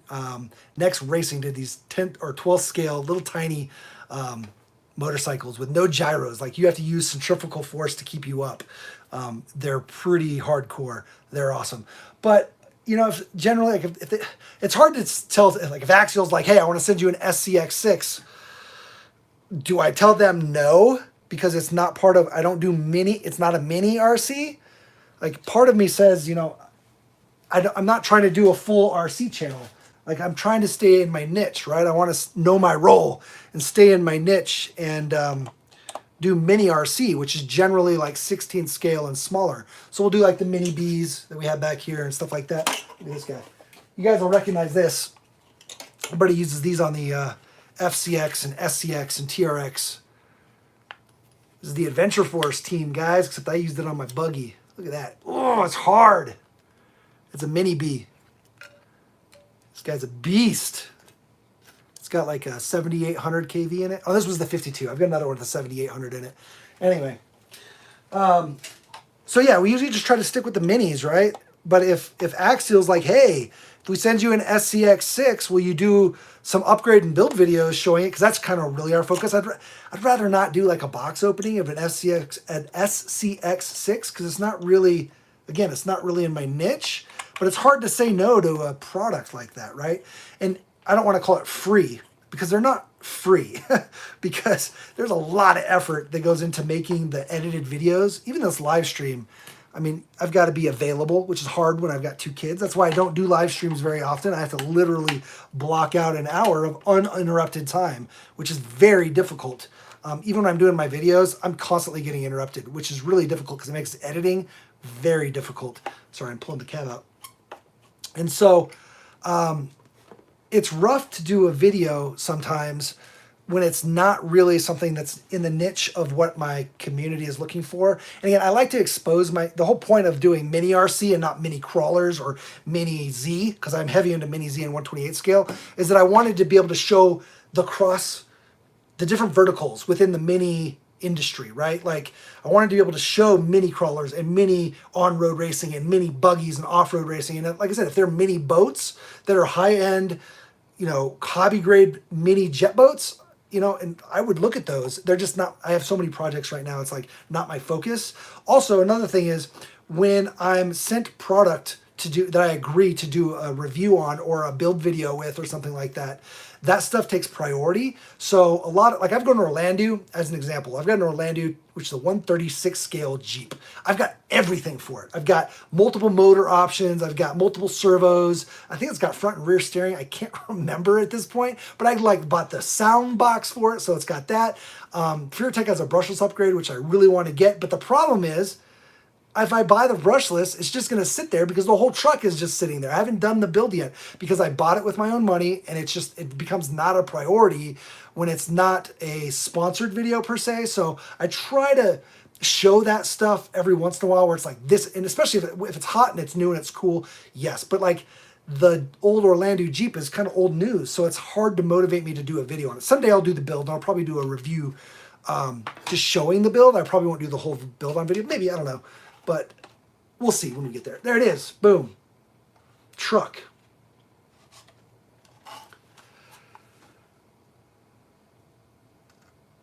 Sorry, guys. I am way behind on the chat. Fair RC took off and I didn't say bye. Bull Gear, what's up, buddy? Ordered your new K5 tonight? Awesome. Dude, you're going to love it. This thing is sharp. I mean, it looks good. It looks so good. I put this is the aftermarket bumper. They sent along an aftermarket bumper. Yeah, make sure you guys share this. Oh, you know what I wish they would have done? Just as I spun it around. They should have left this open. Oh, you know what though? Look at the glass. Why didn't they cut this out for us? I'm confused. They should have cut the window out. They should have put a window there for us. They've got glass. And it's even lower than the window, like the side windows. The glass drops down, it looks like it, maybe not. Maybe it's the same height, but it's the same height as the side windows, which means you could, that's, excuse me, like I said, down with the sickness right now. That's gonna probably be a video we'll have to do. Maybe we'll do a video cutting that out, showing you how to do a clean cut on that. We have some tools. Oh, they're scattered right now. But we can try to do a clean cut on that. And then there's glass already there, which is freaking amazing. So I'm really surprised they didn't do that.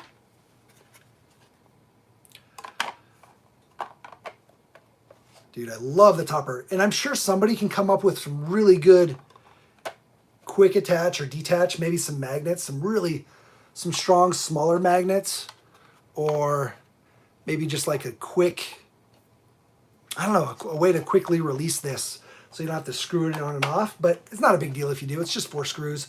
But that is pretty slick.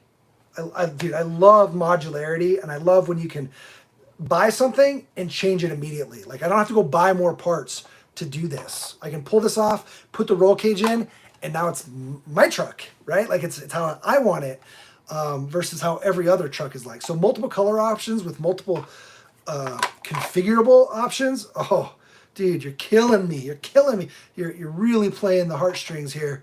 I love that. I love this freaking, it's got a license plate. We just did a video on micro license plates from the RC Plate Shop. Check that out on our channel too. And I love that. Just brings the scale up. Oh, well, it's not on there because we took that bumper off. Where'd that bumper go? Ugh. Excuse me, sorry. Boom. Front bumper. Freaking sweet. We're going to have different grill options. I think I mentioned that. There will be different grill options there, so that will be cool. We're probably going to paint. Let's do this. See, all my tools are over there because I was working on this Crawler Works thing, or Crawler Tracks. We have a chrome pen, so we're probably going to chrome pen this handle here on both sides. That'll look more era appropriate, right? All right, let's see. Spare glass part has a front, side, and rears. Spare glass has front, side, and rears. Yeah, well, the one that comes with it does. Giving the option for rear window, yeah. I mean, even with the bed cap, you'd still have the window. Yeah, a real truck. Well, no. An actual Blazer doesn't have any of this, right? Like, this is all interior on an actual Blazer. An actual K5 Blazer it's an SUV, right? This year for some reason, no, it's an SUV. So yeah, but if you were to take the truck and put the cab on it, yeah, of course you'd still have your rear window. Does the topper have a back window? I mean, it's got a back window here. This does not have a back window though. So like a real topper would have a back window there as well. You actually have your rear window on your truck that has usually had a slider in it, right? Like a slider window. My dad's did. And then this also had a slider window. So you have to open both slider windows to get into the cab. We used to crawl into the cap, the bed. We used to crawl out of the cab and into the cap, back and forth all the time when I was a kid. Yeah, like I said, he had one of these. His was blue. And his was like this blue Mystic paint. Back before the Mustang had a Mustang, that purplish Mystic paint. His was like a blue version of that, like literally in the early 80s, or mid-80s. Yeah. It was pretty wild. It was like a kind of a lighter blue too.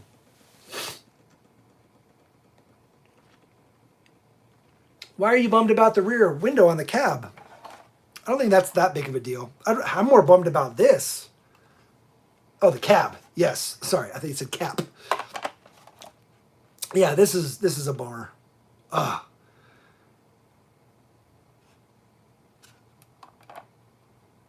Maybe they didn't have time. I'm kind of surprised Chevy approved that, right? As the truck version. That's kind of surprising that Chevy would approve that. Maybe they didn't look too closely. I don't know. I don't want to complain too much because overall, this thing is awesome. Once you put the roll bar in there, it's not so bad. I didn't even notice it in the preview videos because I saw all the preview videos. I didn't even notice that the rear window was not there. It didn't click, I guess. I'm not going to screw this in right now. Oh, I was hoping it would be tight enough to just hold. Nope, you got to screw it.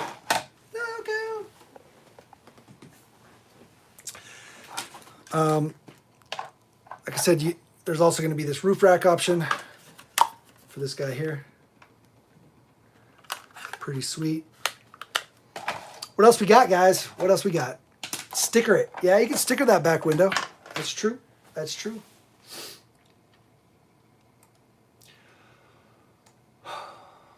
I guess we can plug it in, or let's just turn it on and get the lights. I want to show the lights. See if they're like a yellow or if they're like a white. The on and off switch is now, you can see it here, and it's down underneath, so you can flip it up from here, on and off. As long as your servo doesn't actually hit it, it doesn't. All right, plug in our cab. Raw. Clippy.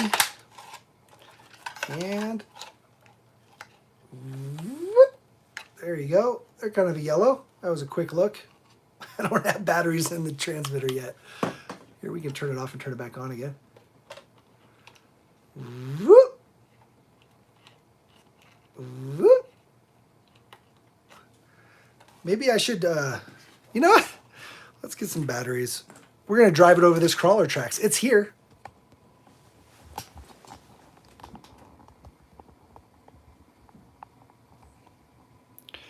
My mount's falling. All right. Oh, all right. Let's see here. I got to get batteries. We have some Amazonis. Here, let's move this stuff over here. Oh, some stuff that came with. Yeah, so some extra screws. We've got some shock clips to help preload the shocks. And then these guys are so you can oil fill the shocks. So yes, oil filled shocks. PayPal just wanted you to have a nicer truck, the nicer truck. What? PayPal? Ooh, did I miss something? Let's move our screws over here. Our mic over here. I wanted the black. Yeah, I want the black too.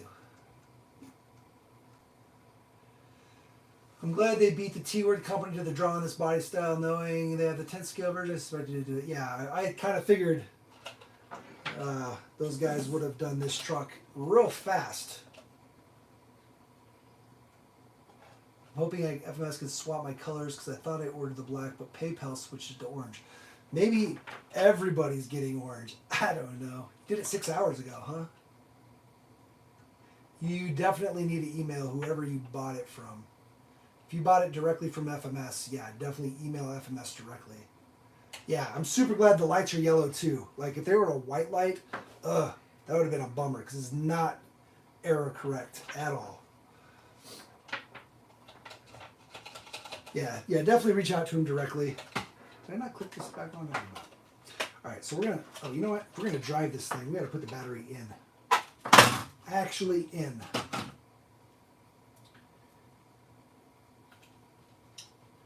After this, I think we're going to wrap up the stream, guys. I appreciate everybody watching. It's been a long stream, especially for somebody who does not stream often and for a community that is not used to me streaming, I guess. All right. Yeah, I like this strap. This strap is good. Good. Strap is good.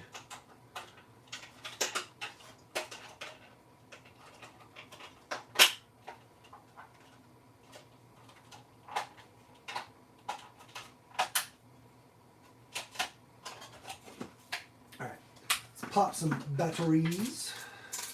We're gonna have to make some space too. Your order is already in. I'm getting free gifts apparently too. Yeah, nice. Yeah, hopefully you get like the bumper.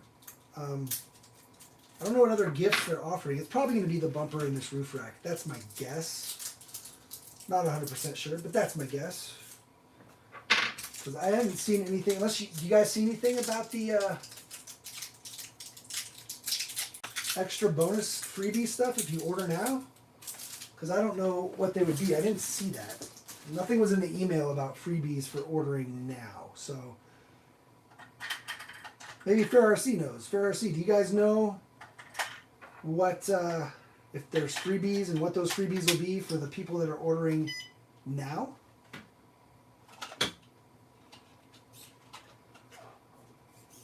Woo. Wait, how do you... Is it one quick push to do the light? Who knows the V2 electronics? How do I turn on the light?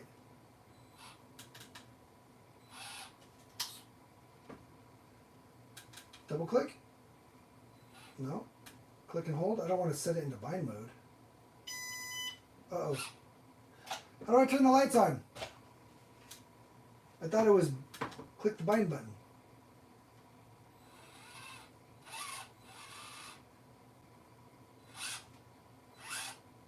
We also need to put it in the crawl mode. Again, I haven't messed with this receiver yet or transmitter yet, so I don't know how to put it into crawl mode.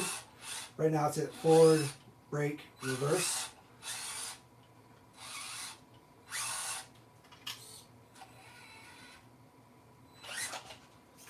Two speed is right here.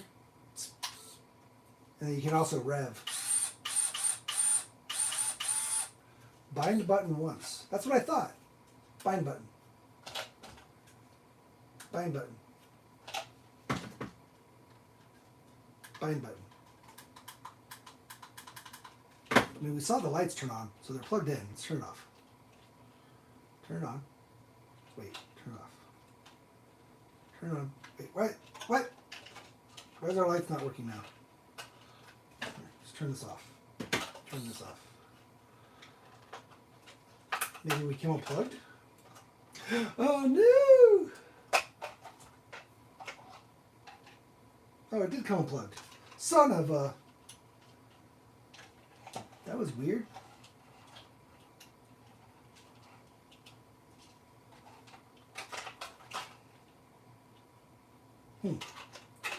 I don't know how that happened, but it did.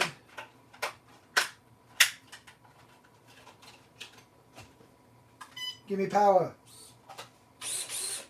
Give me light. Aha! Got it. FMS in the house. Wait, FMS? What's up, FMS? How are you doing? I hope you saw the intro to the video and why we're doing a live stream now. We heard that it was actually just Beijing when it was April 11th. So it is April 11th in Beijing, so we decided to go ahead and do the video.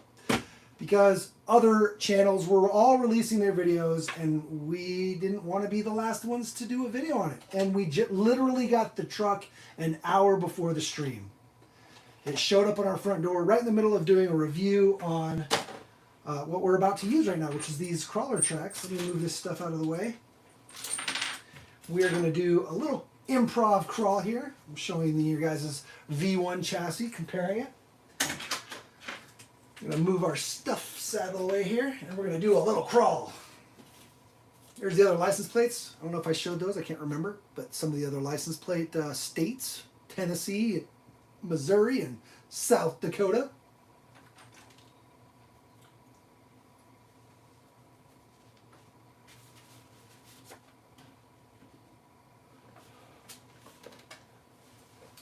Magnet connectors. Oh, for the lights? Yes, magnet connectors would be awesome on the lights. I have seen a couple different setups that use magnet connectors on the lights, and they are pretty slick. All right, we got to make a little bit of space here, like I said. Let me move this microphone. I'm actually using my phone mic, so I'm sorry if the audio isn't the best. I wasn't sure if I was going to be moving around a lot or what. All right, so let's move this to a normal position. So these are the crawler tracks.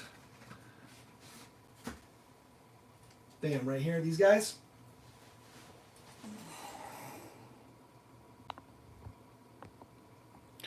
Hold on. Let's fix this.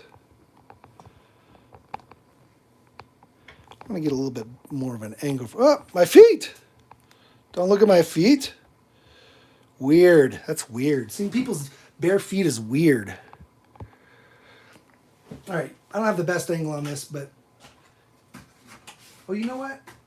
Again, if I was more prepared for this live stream, instead of doing an improv thing, I actually have a mount that I could mount my phone in an awesome way. Anyway. Yeah, dude, Benjamin Rue, I feel you, man. The FMS releases are killing it. Think this stock truck can make this? Oh, hold on, we're in second gear. We want to be in first gear. This is a really steep...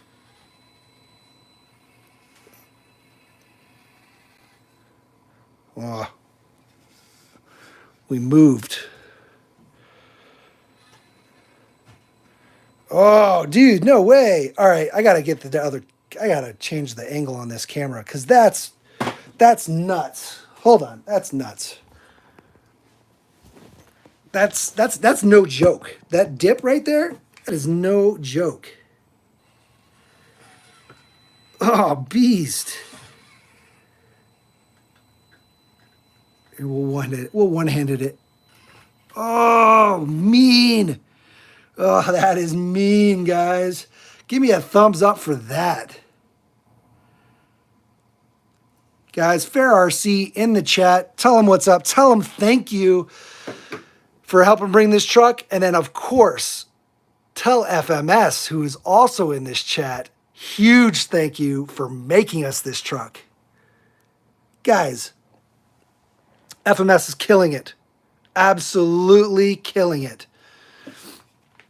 We said that earlier. We're not just saying that because they're here, but it's awesome that they're here so you can tell them yourself. Oh, crunching. We're scraping the rails. Oh, are we going to make it? Oh, I thought we were going to roll. Oh, guys, your stock FCX isn't doing that very easily. I mean, maybe the Gladiator. Oh, wow, that was awesome. All right, hold on. Let's do this other one. Let me move this guy. Bring this guy forward. So this is kind of my own version. I kind of modified it from what they. Oh, what? Are we running without, when we took the diff apart? I think we're running without a bearing in the diff, guys, because we opened up the diff. Are you kidding me right now? We took the diff apart and we had the bearings and diff fall out because we were just like in a hurry and it like popped out and we forgot to put one of the bearings in. Oh man. Oh man. All right. Well, we're running with not a full truck. I'm okay with that. It's still doing its thing. We'll have to we're gonna have to put that back in. Yeah, dude, talk about customer service. FMS is killing it with the customer service. Can we get it? Oh, that back tire in the back there, it was having that is a steep, yeah, on one little rail, on one little rock panel. All right, let's see. It's hard to do while I'm holding the phone. Kind of used to the one-handed crawling. Ooh, there we go. Oh, down in the dip. Oh, don't go there. That will be stuck forever. Nice. Oh, nice. All without a bearing. Dude, guys, I can't believe we we didn't do the bearing. Are you kidding me? All right, let's fix the frickin' bearing. What a big dummy we are. Damn, we gotta take the whole thing apart and fix the bearing. That's okay. That's okay. It's what we do, right? All right, so where's my screwdriver? We'll pull this guy apart. We're gonna get that bearing back in there. What an oops. We oopsed it.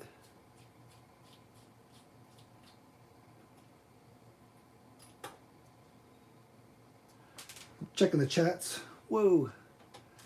Shorty's Hobby World. Awesome. You ordered yours. That's freaking sweet. You're going to love this truck. If you don't have an FCX24, you do not know what you're missing out on yet, guys.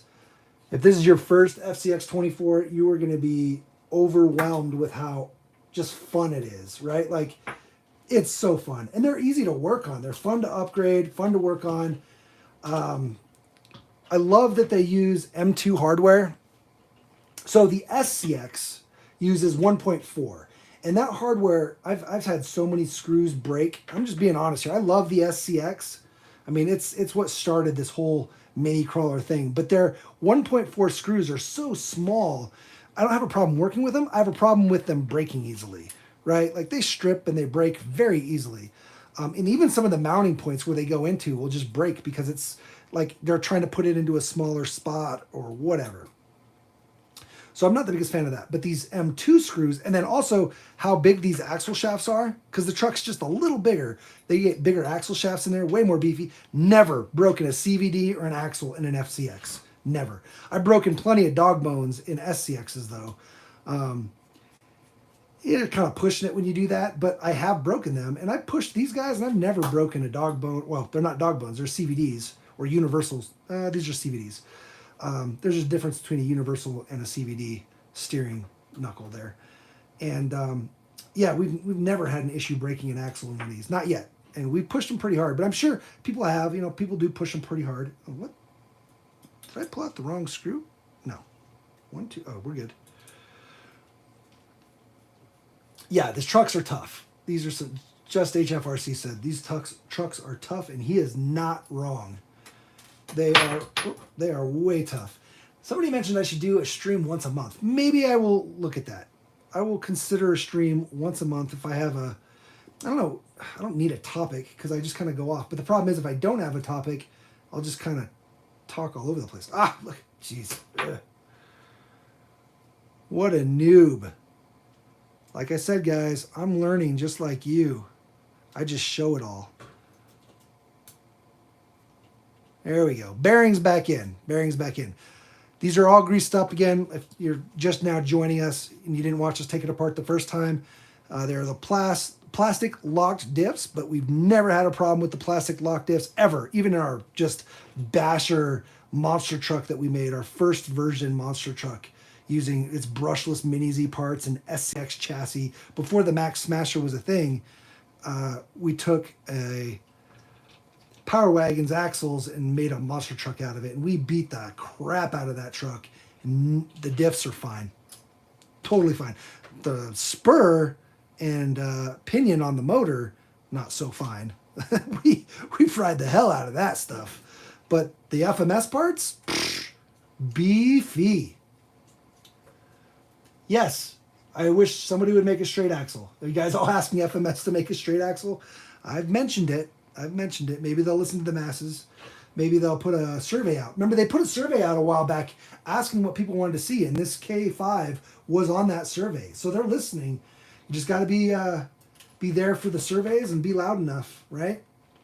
Straight axles. FMS, go back and watch the whole stream, but I was telling everybody that this truck would have been perfect to do straight axles on. It would have lowered the truck just a little bit, just enough to be even more scale. And yeah, straight axles would have been amazing as a upgrade and a differentiator between this and the Power Wagon from a chassis standpoint. And you don't have to change the axle, right? This is all the same. All we need is a new this. You get rid of the portal, put a bearing and a full axle shaft all the way, and you're golden. In the front, you just got to make new knuckles. C-hubs, they're golden. That's it.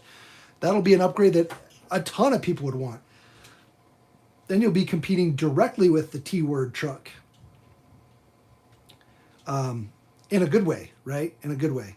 People love the FMS stuff, so giving us proper straight axles. I'm surprised an aftermarket company hasn't just made new ends. Why is this not going on? Am I not straight here?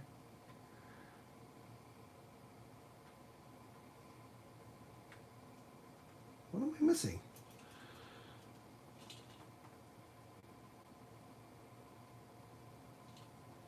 Erg. No, this doesn't matter. The side it's on doesn't matter, but maybe it's just my luck.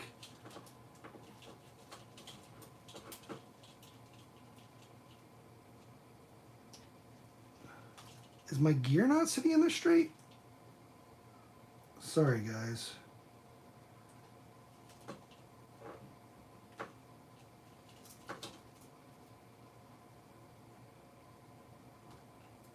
There we go. Man, I don't know what that was about. Just getting unlucky, and it wasn't lining up on the axle, and then it wasn't lining up on the axle housing. I don't know what was happening there. My pinion gear might have been shifted just enough to where the axle shaft wouldn't drop into the key. This side's having a hard time going on too. Interesting.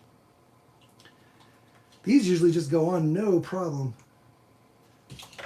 And I think I was kind of misaligned here a little bit somehow. Ah, there we go. All right. Chat. New K5 Blazer is Riggs Family RC approved. 100. What's up, Riggs? Glad to see you guys here.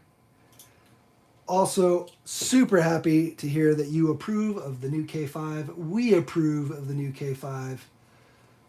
Does anyone need Ken's 124 K5 discount code to get 10% off? Yes. Set up a The Shop discount code. The Shop. There you go, guys. It looks like FMS is going to set you up with a The Shop discount code for $15 or 10%. Oh, unlimited use, 15 off. What? All right, let's see what they set up for us We will put it in the description once the stream is over, and we will put it in subsequent FMS videos, guys. Discount code coming your way.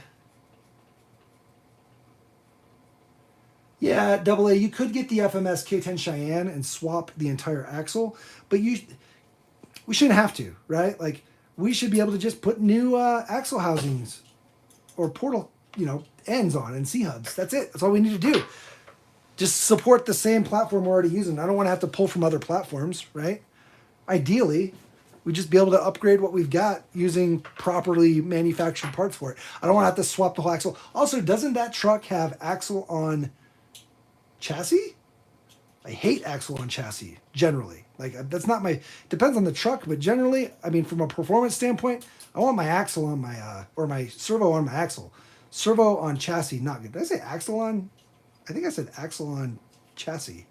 Servo on chassis. Yeah, that axle I think is servo on chassis, whereas I'd rather have servo on axle. 10% off once code. Coming in. Always wanted to see FCX axles on the K10. Well, that should be an easy swap.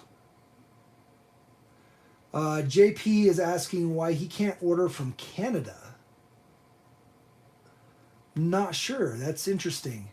Maybe they're just not able to get them there in a timely fashion, or there's some sort of yeah, the LiPo battery could be a thing. Axle on chassis. Did I say that? I might have said that. Guys, again, live stream, baby. We have some, I want to show this stuff. Oh man, look at this mess. Hold on. Look at this mess. Look what you guys have done to me in a live stream. I'm just like grabbing stuff, showing stuff. I'm like, oh, let me show you this. Oh yeah, we didn't show this. Let me show you all this. Let's compare it to this truck, and let's compare it to this truck, and let's do this. And I'm trapped in my own space. You guys, oh, Mini Z body. Where'd that come from? Spider-Man. I'm trapped in my own space. Oh my God, what is happening? You guys aren't supposed to see the behind the scenes. Ugh, what is going on? It's talking to me. I think it just turned off. Or our battery's low. Oh, that's the transmitter letting us know there's no signal. Thank you, transmitter. Glad to see that works. FMS gave a code. Well, I didn't see the code. FMS didn't put the code. I just see 10% once code, but it didn't put the code. I assume it's the shop. So try the shop. All right, what was I going to show here? I was going to show, oh, yes. Where are they at? Where's it at? Where's the stuff? Oh no, it all fell over. Here we go. Ooh, does this have it? Yes. All right, so looky here, guys. So this truck, we've already got tons of great aftermarket support for it. One of my favorite companies is a local guy, 3Flow 9RC, for the FMS FCX24, multi-position upper link mount.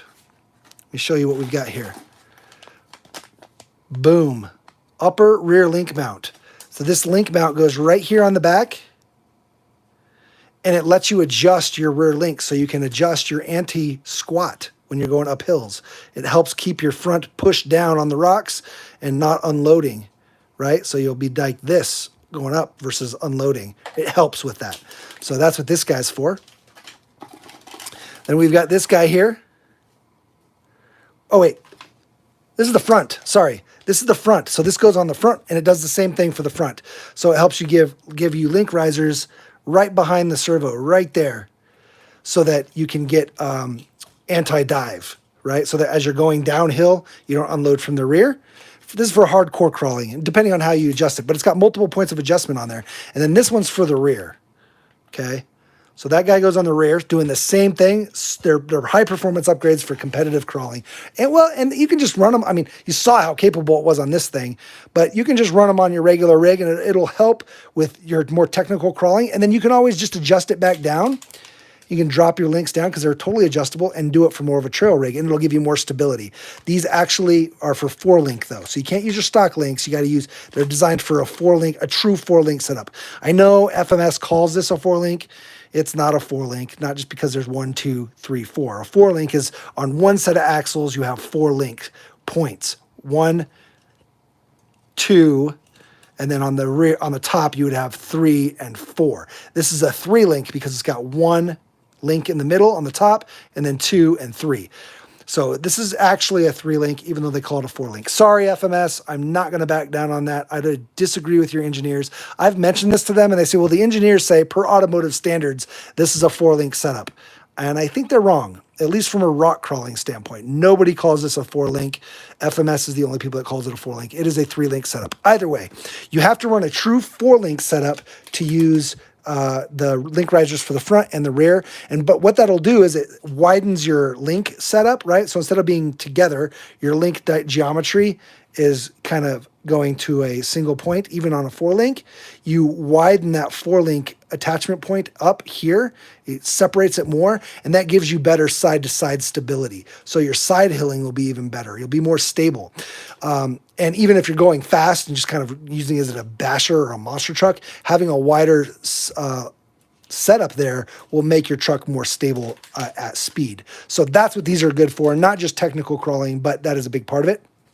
And actually, he mentions right here, those will go in blah, blah, 5 positions. Let's see. Anti-dive above 100 is good for hardcore technical rock crawling. Anti-dive below 100 is good for short course racing, rock bouncing, and mud trucks. So it's right there. Happy crawling. He has some shirts that he wears when we go crawling sometimes at the local place. It's got this little logo on the sleeve, and they're so sick. I love them. Last 3Flow 9 part for the FCX24 is this little guy. This little unassuming piece of 3D printed plastic is amazing. All right, so this is a front skid, and it mounts right here, and it gives yourself. Let me hold this with, since I don't have a proper mount. It's going to go right there, and it puts a little bit of a skid there, and it'll go perfect with this aftermarket bumper that we have. Right, boom. And then your axle will have its little skid on there, and you'll have just the steering link gap. And guess what? He makes a roller bearing steering link that can go here. So you'll be skid, roller bearing, skid right up the front of this thing. How amazing is that? So we need to get the roller bearings for that. We'll throw them on there, and that'll make this thing such a beast on the approach, right? Such a beast. Get out of here. We're not talking about you right now. We love you, but today is the day we talk about this guy. So, anybody have any more questions? Let's check the chat. Whoa.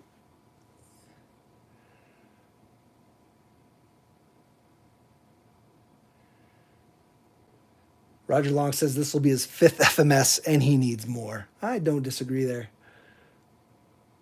Does it work with the Y-link? Do you need independent? Yeah, that's what I was talking about. You need to have a true 4-link. I already had the links to my 4-link and K5. I had them in the Smasher, but decided against to keep the weight down. Yeah, that's fair. That's fair. A 3-link will be slightly lighter, especially if they're aluminum. We've got a bunch of upgrades. Like even this guy, I think we've got 4-link on here. No, he's still the 3-link. 3-link on the front. We went 4-link on the rear. See, this is a much better way to see 4-link. See, there's 4 link mounting positions on the rear axle. That makes it a 4-link, right? Versus, boom, that's got 3 mounting positions. 1, 2, 3. We need to get connected. Connected how, Jason? All right, somebody asked to see these things in the nighttime. We keep coming unplugged when we pull this guy off. Let me remount my phone so you're not shaking. Giving you guys a seizure, sorry. Put this stuff away. We're going to end this stream very soon, guys. Get your likes in. Please share the video to all your groups. Tell everybody.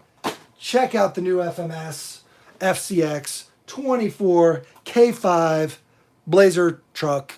Blazer truck? Blazer truck. And, man, I got stuff everywhere. Let's get our body back on, and then we're going to go dark. We're going to see what these lights look like in the nighttime. I mean, it is nighttime, but with the lights off. And then I'm out of here. Oh my God, it's 10 o'clock here. Oh. I planned on being on stream for, how long have we been streaming? 2 hours. Oof. Sorry, guys. Sorry. There's just so much cool stuff to show. Bam. All right.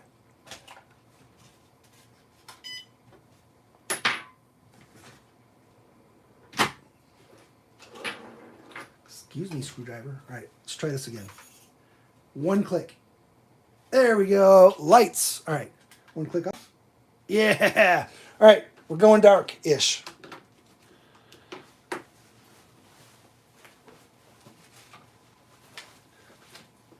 Wait, why is this still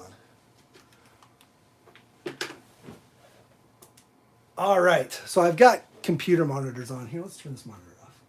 Boo. There we go. Pretty dark. Pretty dark. And lights. Bam.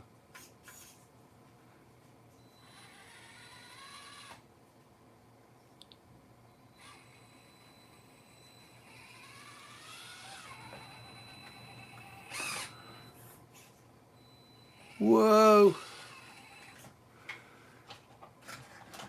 They're not super bright, but I'd say they're bright enough.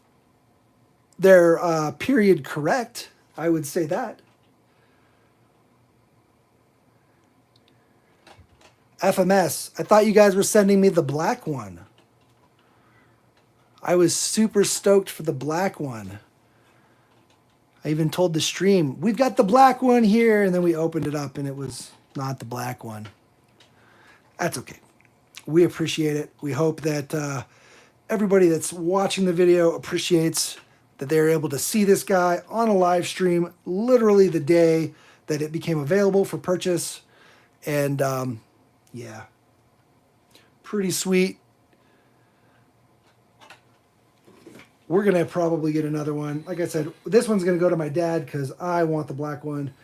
My dad will probably love the retro because, like I said, he had one of these as a truck, not as a Blazer. Man, that flex is insane, guys. The fact that it goes up this and down this, no problem, freaking blows me away. Look at that. What? Let go. That is no joke. It almost wants to tip, but it doesn't. Oh. Oh. We got it.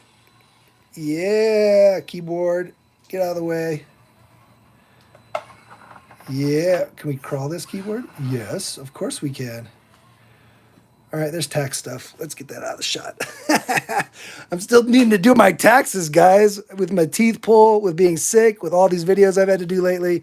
Or wanted to do, really, not have to. I want to do them. I've just not gotten to the stuff I don't want to do, like taxes. We'll get there. All right, guys, we're wrapping it up.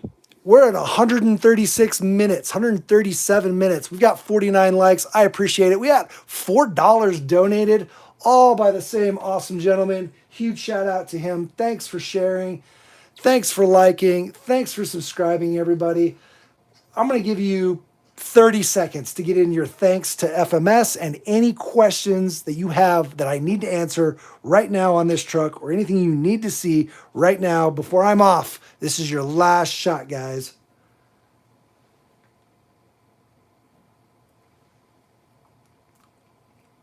Cheers, James. I appreciate you watching.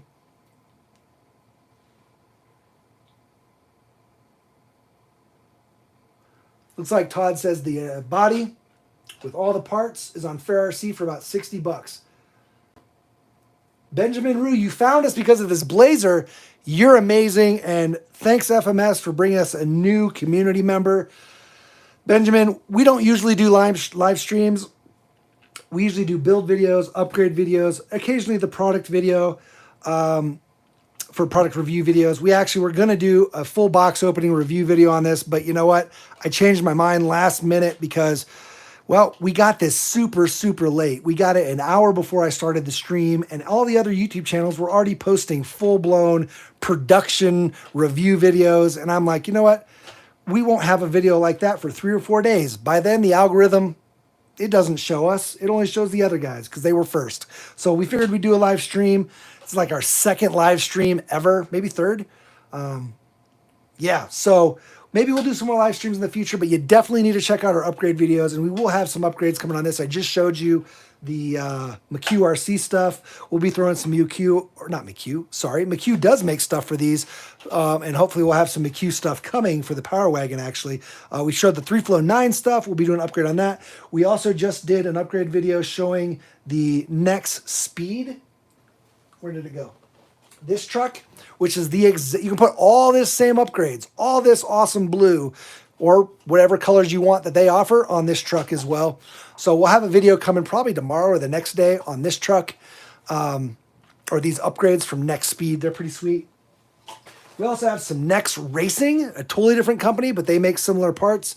Next Racing's been around for quite a while, and they make some very high quality, very good looking parts as well. So check out that video. This video is already posted on my channel. And we have tons of other upgrades for the Max Smasher, the Power Wagon. And again, we'll do more for this as we get them.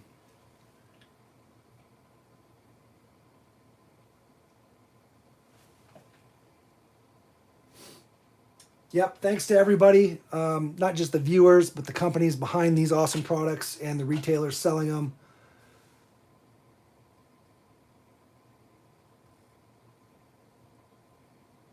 He meant quality, not the spelling, please. Somebody typo something.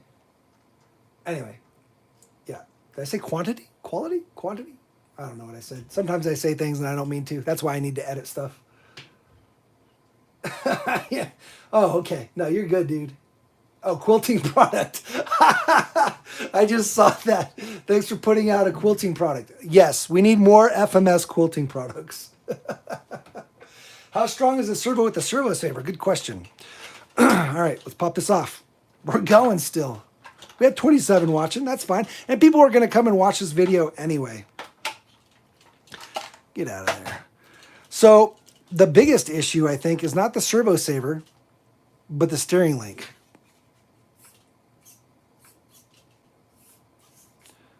Oh, it's still pretty strong. That's pretty strong. I mean, I can hold it, right? Like, oh, it locked up there. Let me hold it like this. I was also holding it in a not friendly way. I mean, you could probably tighten the servo saver a little bit. A lot of the old trucks didn't have the servo saver, and I have not ruined the servo. I don't know. The servo saver is a good idea if you go to hard links, right? Aluminum links, you need that servo saver, or you need to be careful, especially on like the Max Smasher. If you're doing a Smasher or monster truck build and you're running aluminum links and not a servo saver, you're either going to break your knuckles or you're going to burn out your servo or strip a servo gear. Okay, especially when you're bashing it and you're jumping and you're doing craziness with the monster trucks. With the crawlers, you don't need the servo saver. You can pull the spring out and put a normal screw in, or glue the servo saver, things of that nature. I've seen plenty of people do that. The servo saver definitely could be tightened though, just a little bit. But again, you got to remember who's getting these trucks. Some people getting these trucks, it's their first RC or their kids, and FMS doesn't want the returns and the complaints that the servo's breaking or the steering knuckle broke. So they're just taking caution there, and I totally understand that, and I agree. And when you're ready to start being hardcore, you're going to upgrade your steering links anyway. You may end up even upgrading the servo. You don't really need it on these guys though. They're super good servos. You could just glue that servo saver, glue it. But then, you know, you're not returning it because you broke it. That's your fault. So, yeah. But you should be able to tighten this guy. Let me see. Let's see if we can tighten it a little bit. Oh, yeah, you can tighten it. I don't know how much you can tighten it before it gets, like, into the servo, but you can definitely tighten it. Oh, that helps a little bit. Not a ton, but it does help a little. So you can tighten that down just a little bit. And again, if you don't want the servo saver at all, just glue that. Glue it. Super glue, you're good. Yeah, for ready to run, it's amazing. Like, they're obviously way better servos, but you're spending like a quarter of the price of the truck or a third of the price of the truck just on the servo, right? 50, 60 bucks. Some 40, right? OGRC has a really good $40 servo. And Jora's new servo is pretty good. I think it's like 45. Like NSDRC is 50, 55. New Poor Boys is 55. Reefs is like 60, 65. So yeah, there's way good servos out there, but for none of them, I mean, this is like one of the best ready to run servos out there. What's up, Outpost RC? We're just wrapping it up, so I'd highly recommend did a full unboxing and review of the truck. Go back and watch the whole video. Yeah, it's definitely a good watch. We opened up the disc, we opened up the portals, show all that stuff. Definitely worth watching. Hopefully you guys subscribe to the channel. I've got tons of stuff coming. I'm not delaying here. I like to talk. I like to show you guys what's going on, and when new people come in, I like to say hi. Oh, what are we doing? I'm getting tired. We love this sticker, by the way. If you weren't here in the beginning, we're going to keep this sticker. Not on here. We're probably going to peel this off and put it on like our window one. I don't know. That'd be good on my window. I'm getting messages. Hold on. We'll make sure they're not relevant to the stream. We'll check real quick. Whoa, I got a lot of messages. Holy shnikes.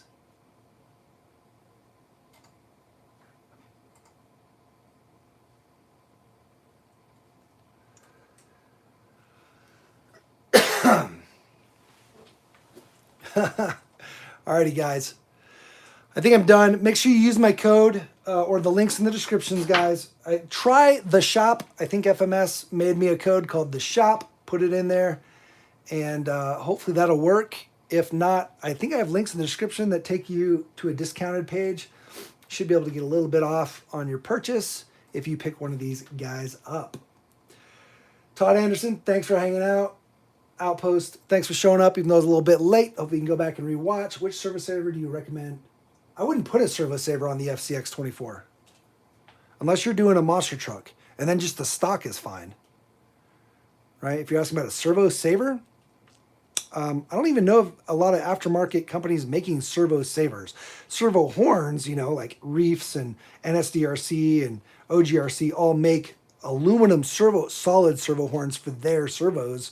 And I would just use those unless I'm doing like the monster truck. And even on my monster trucks, I just try not to be too crazy. They're all solid servos. I don't run servo savers on anything I built from the ground up.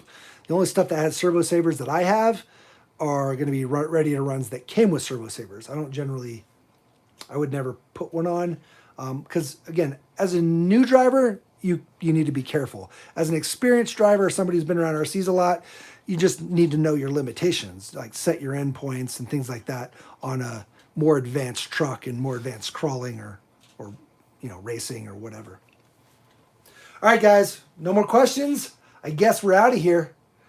We're down to 27 viewers still. You guys are, dude, strong to the end.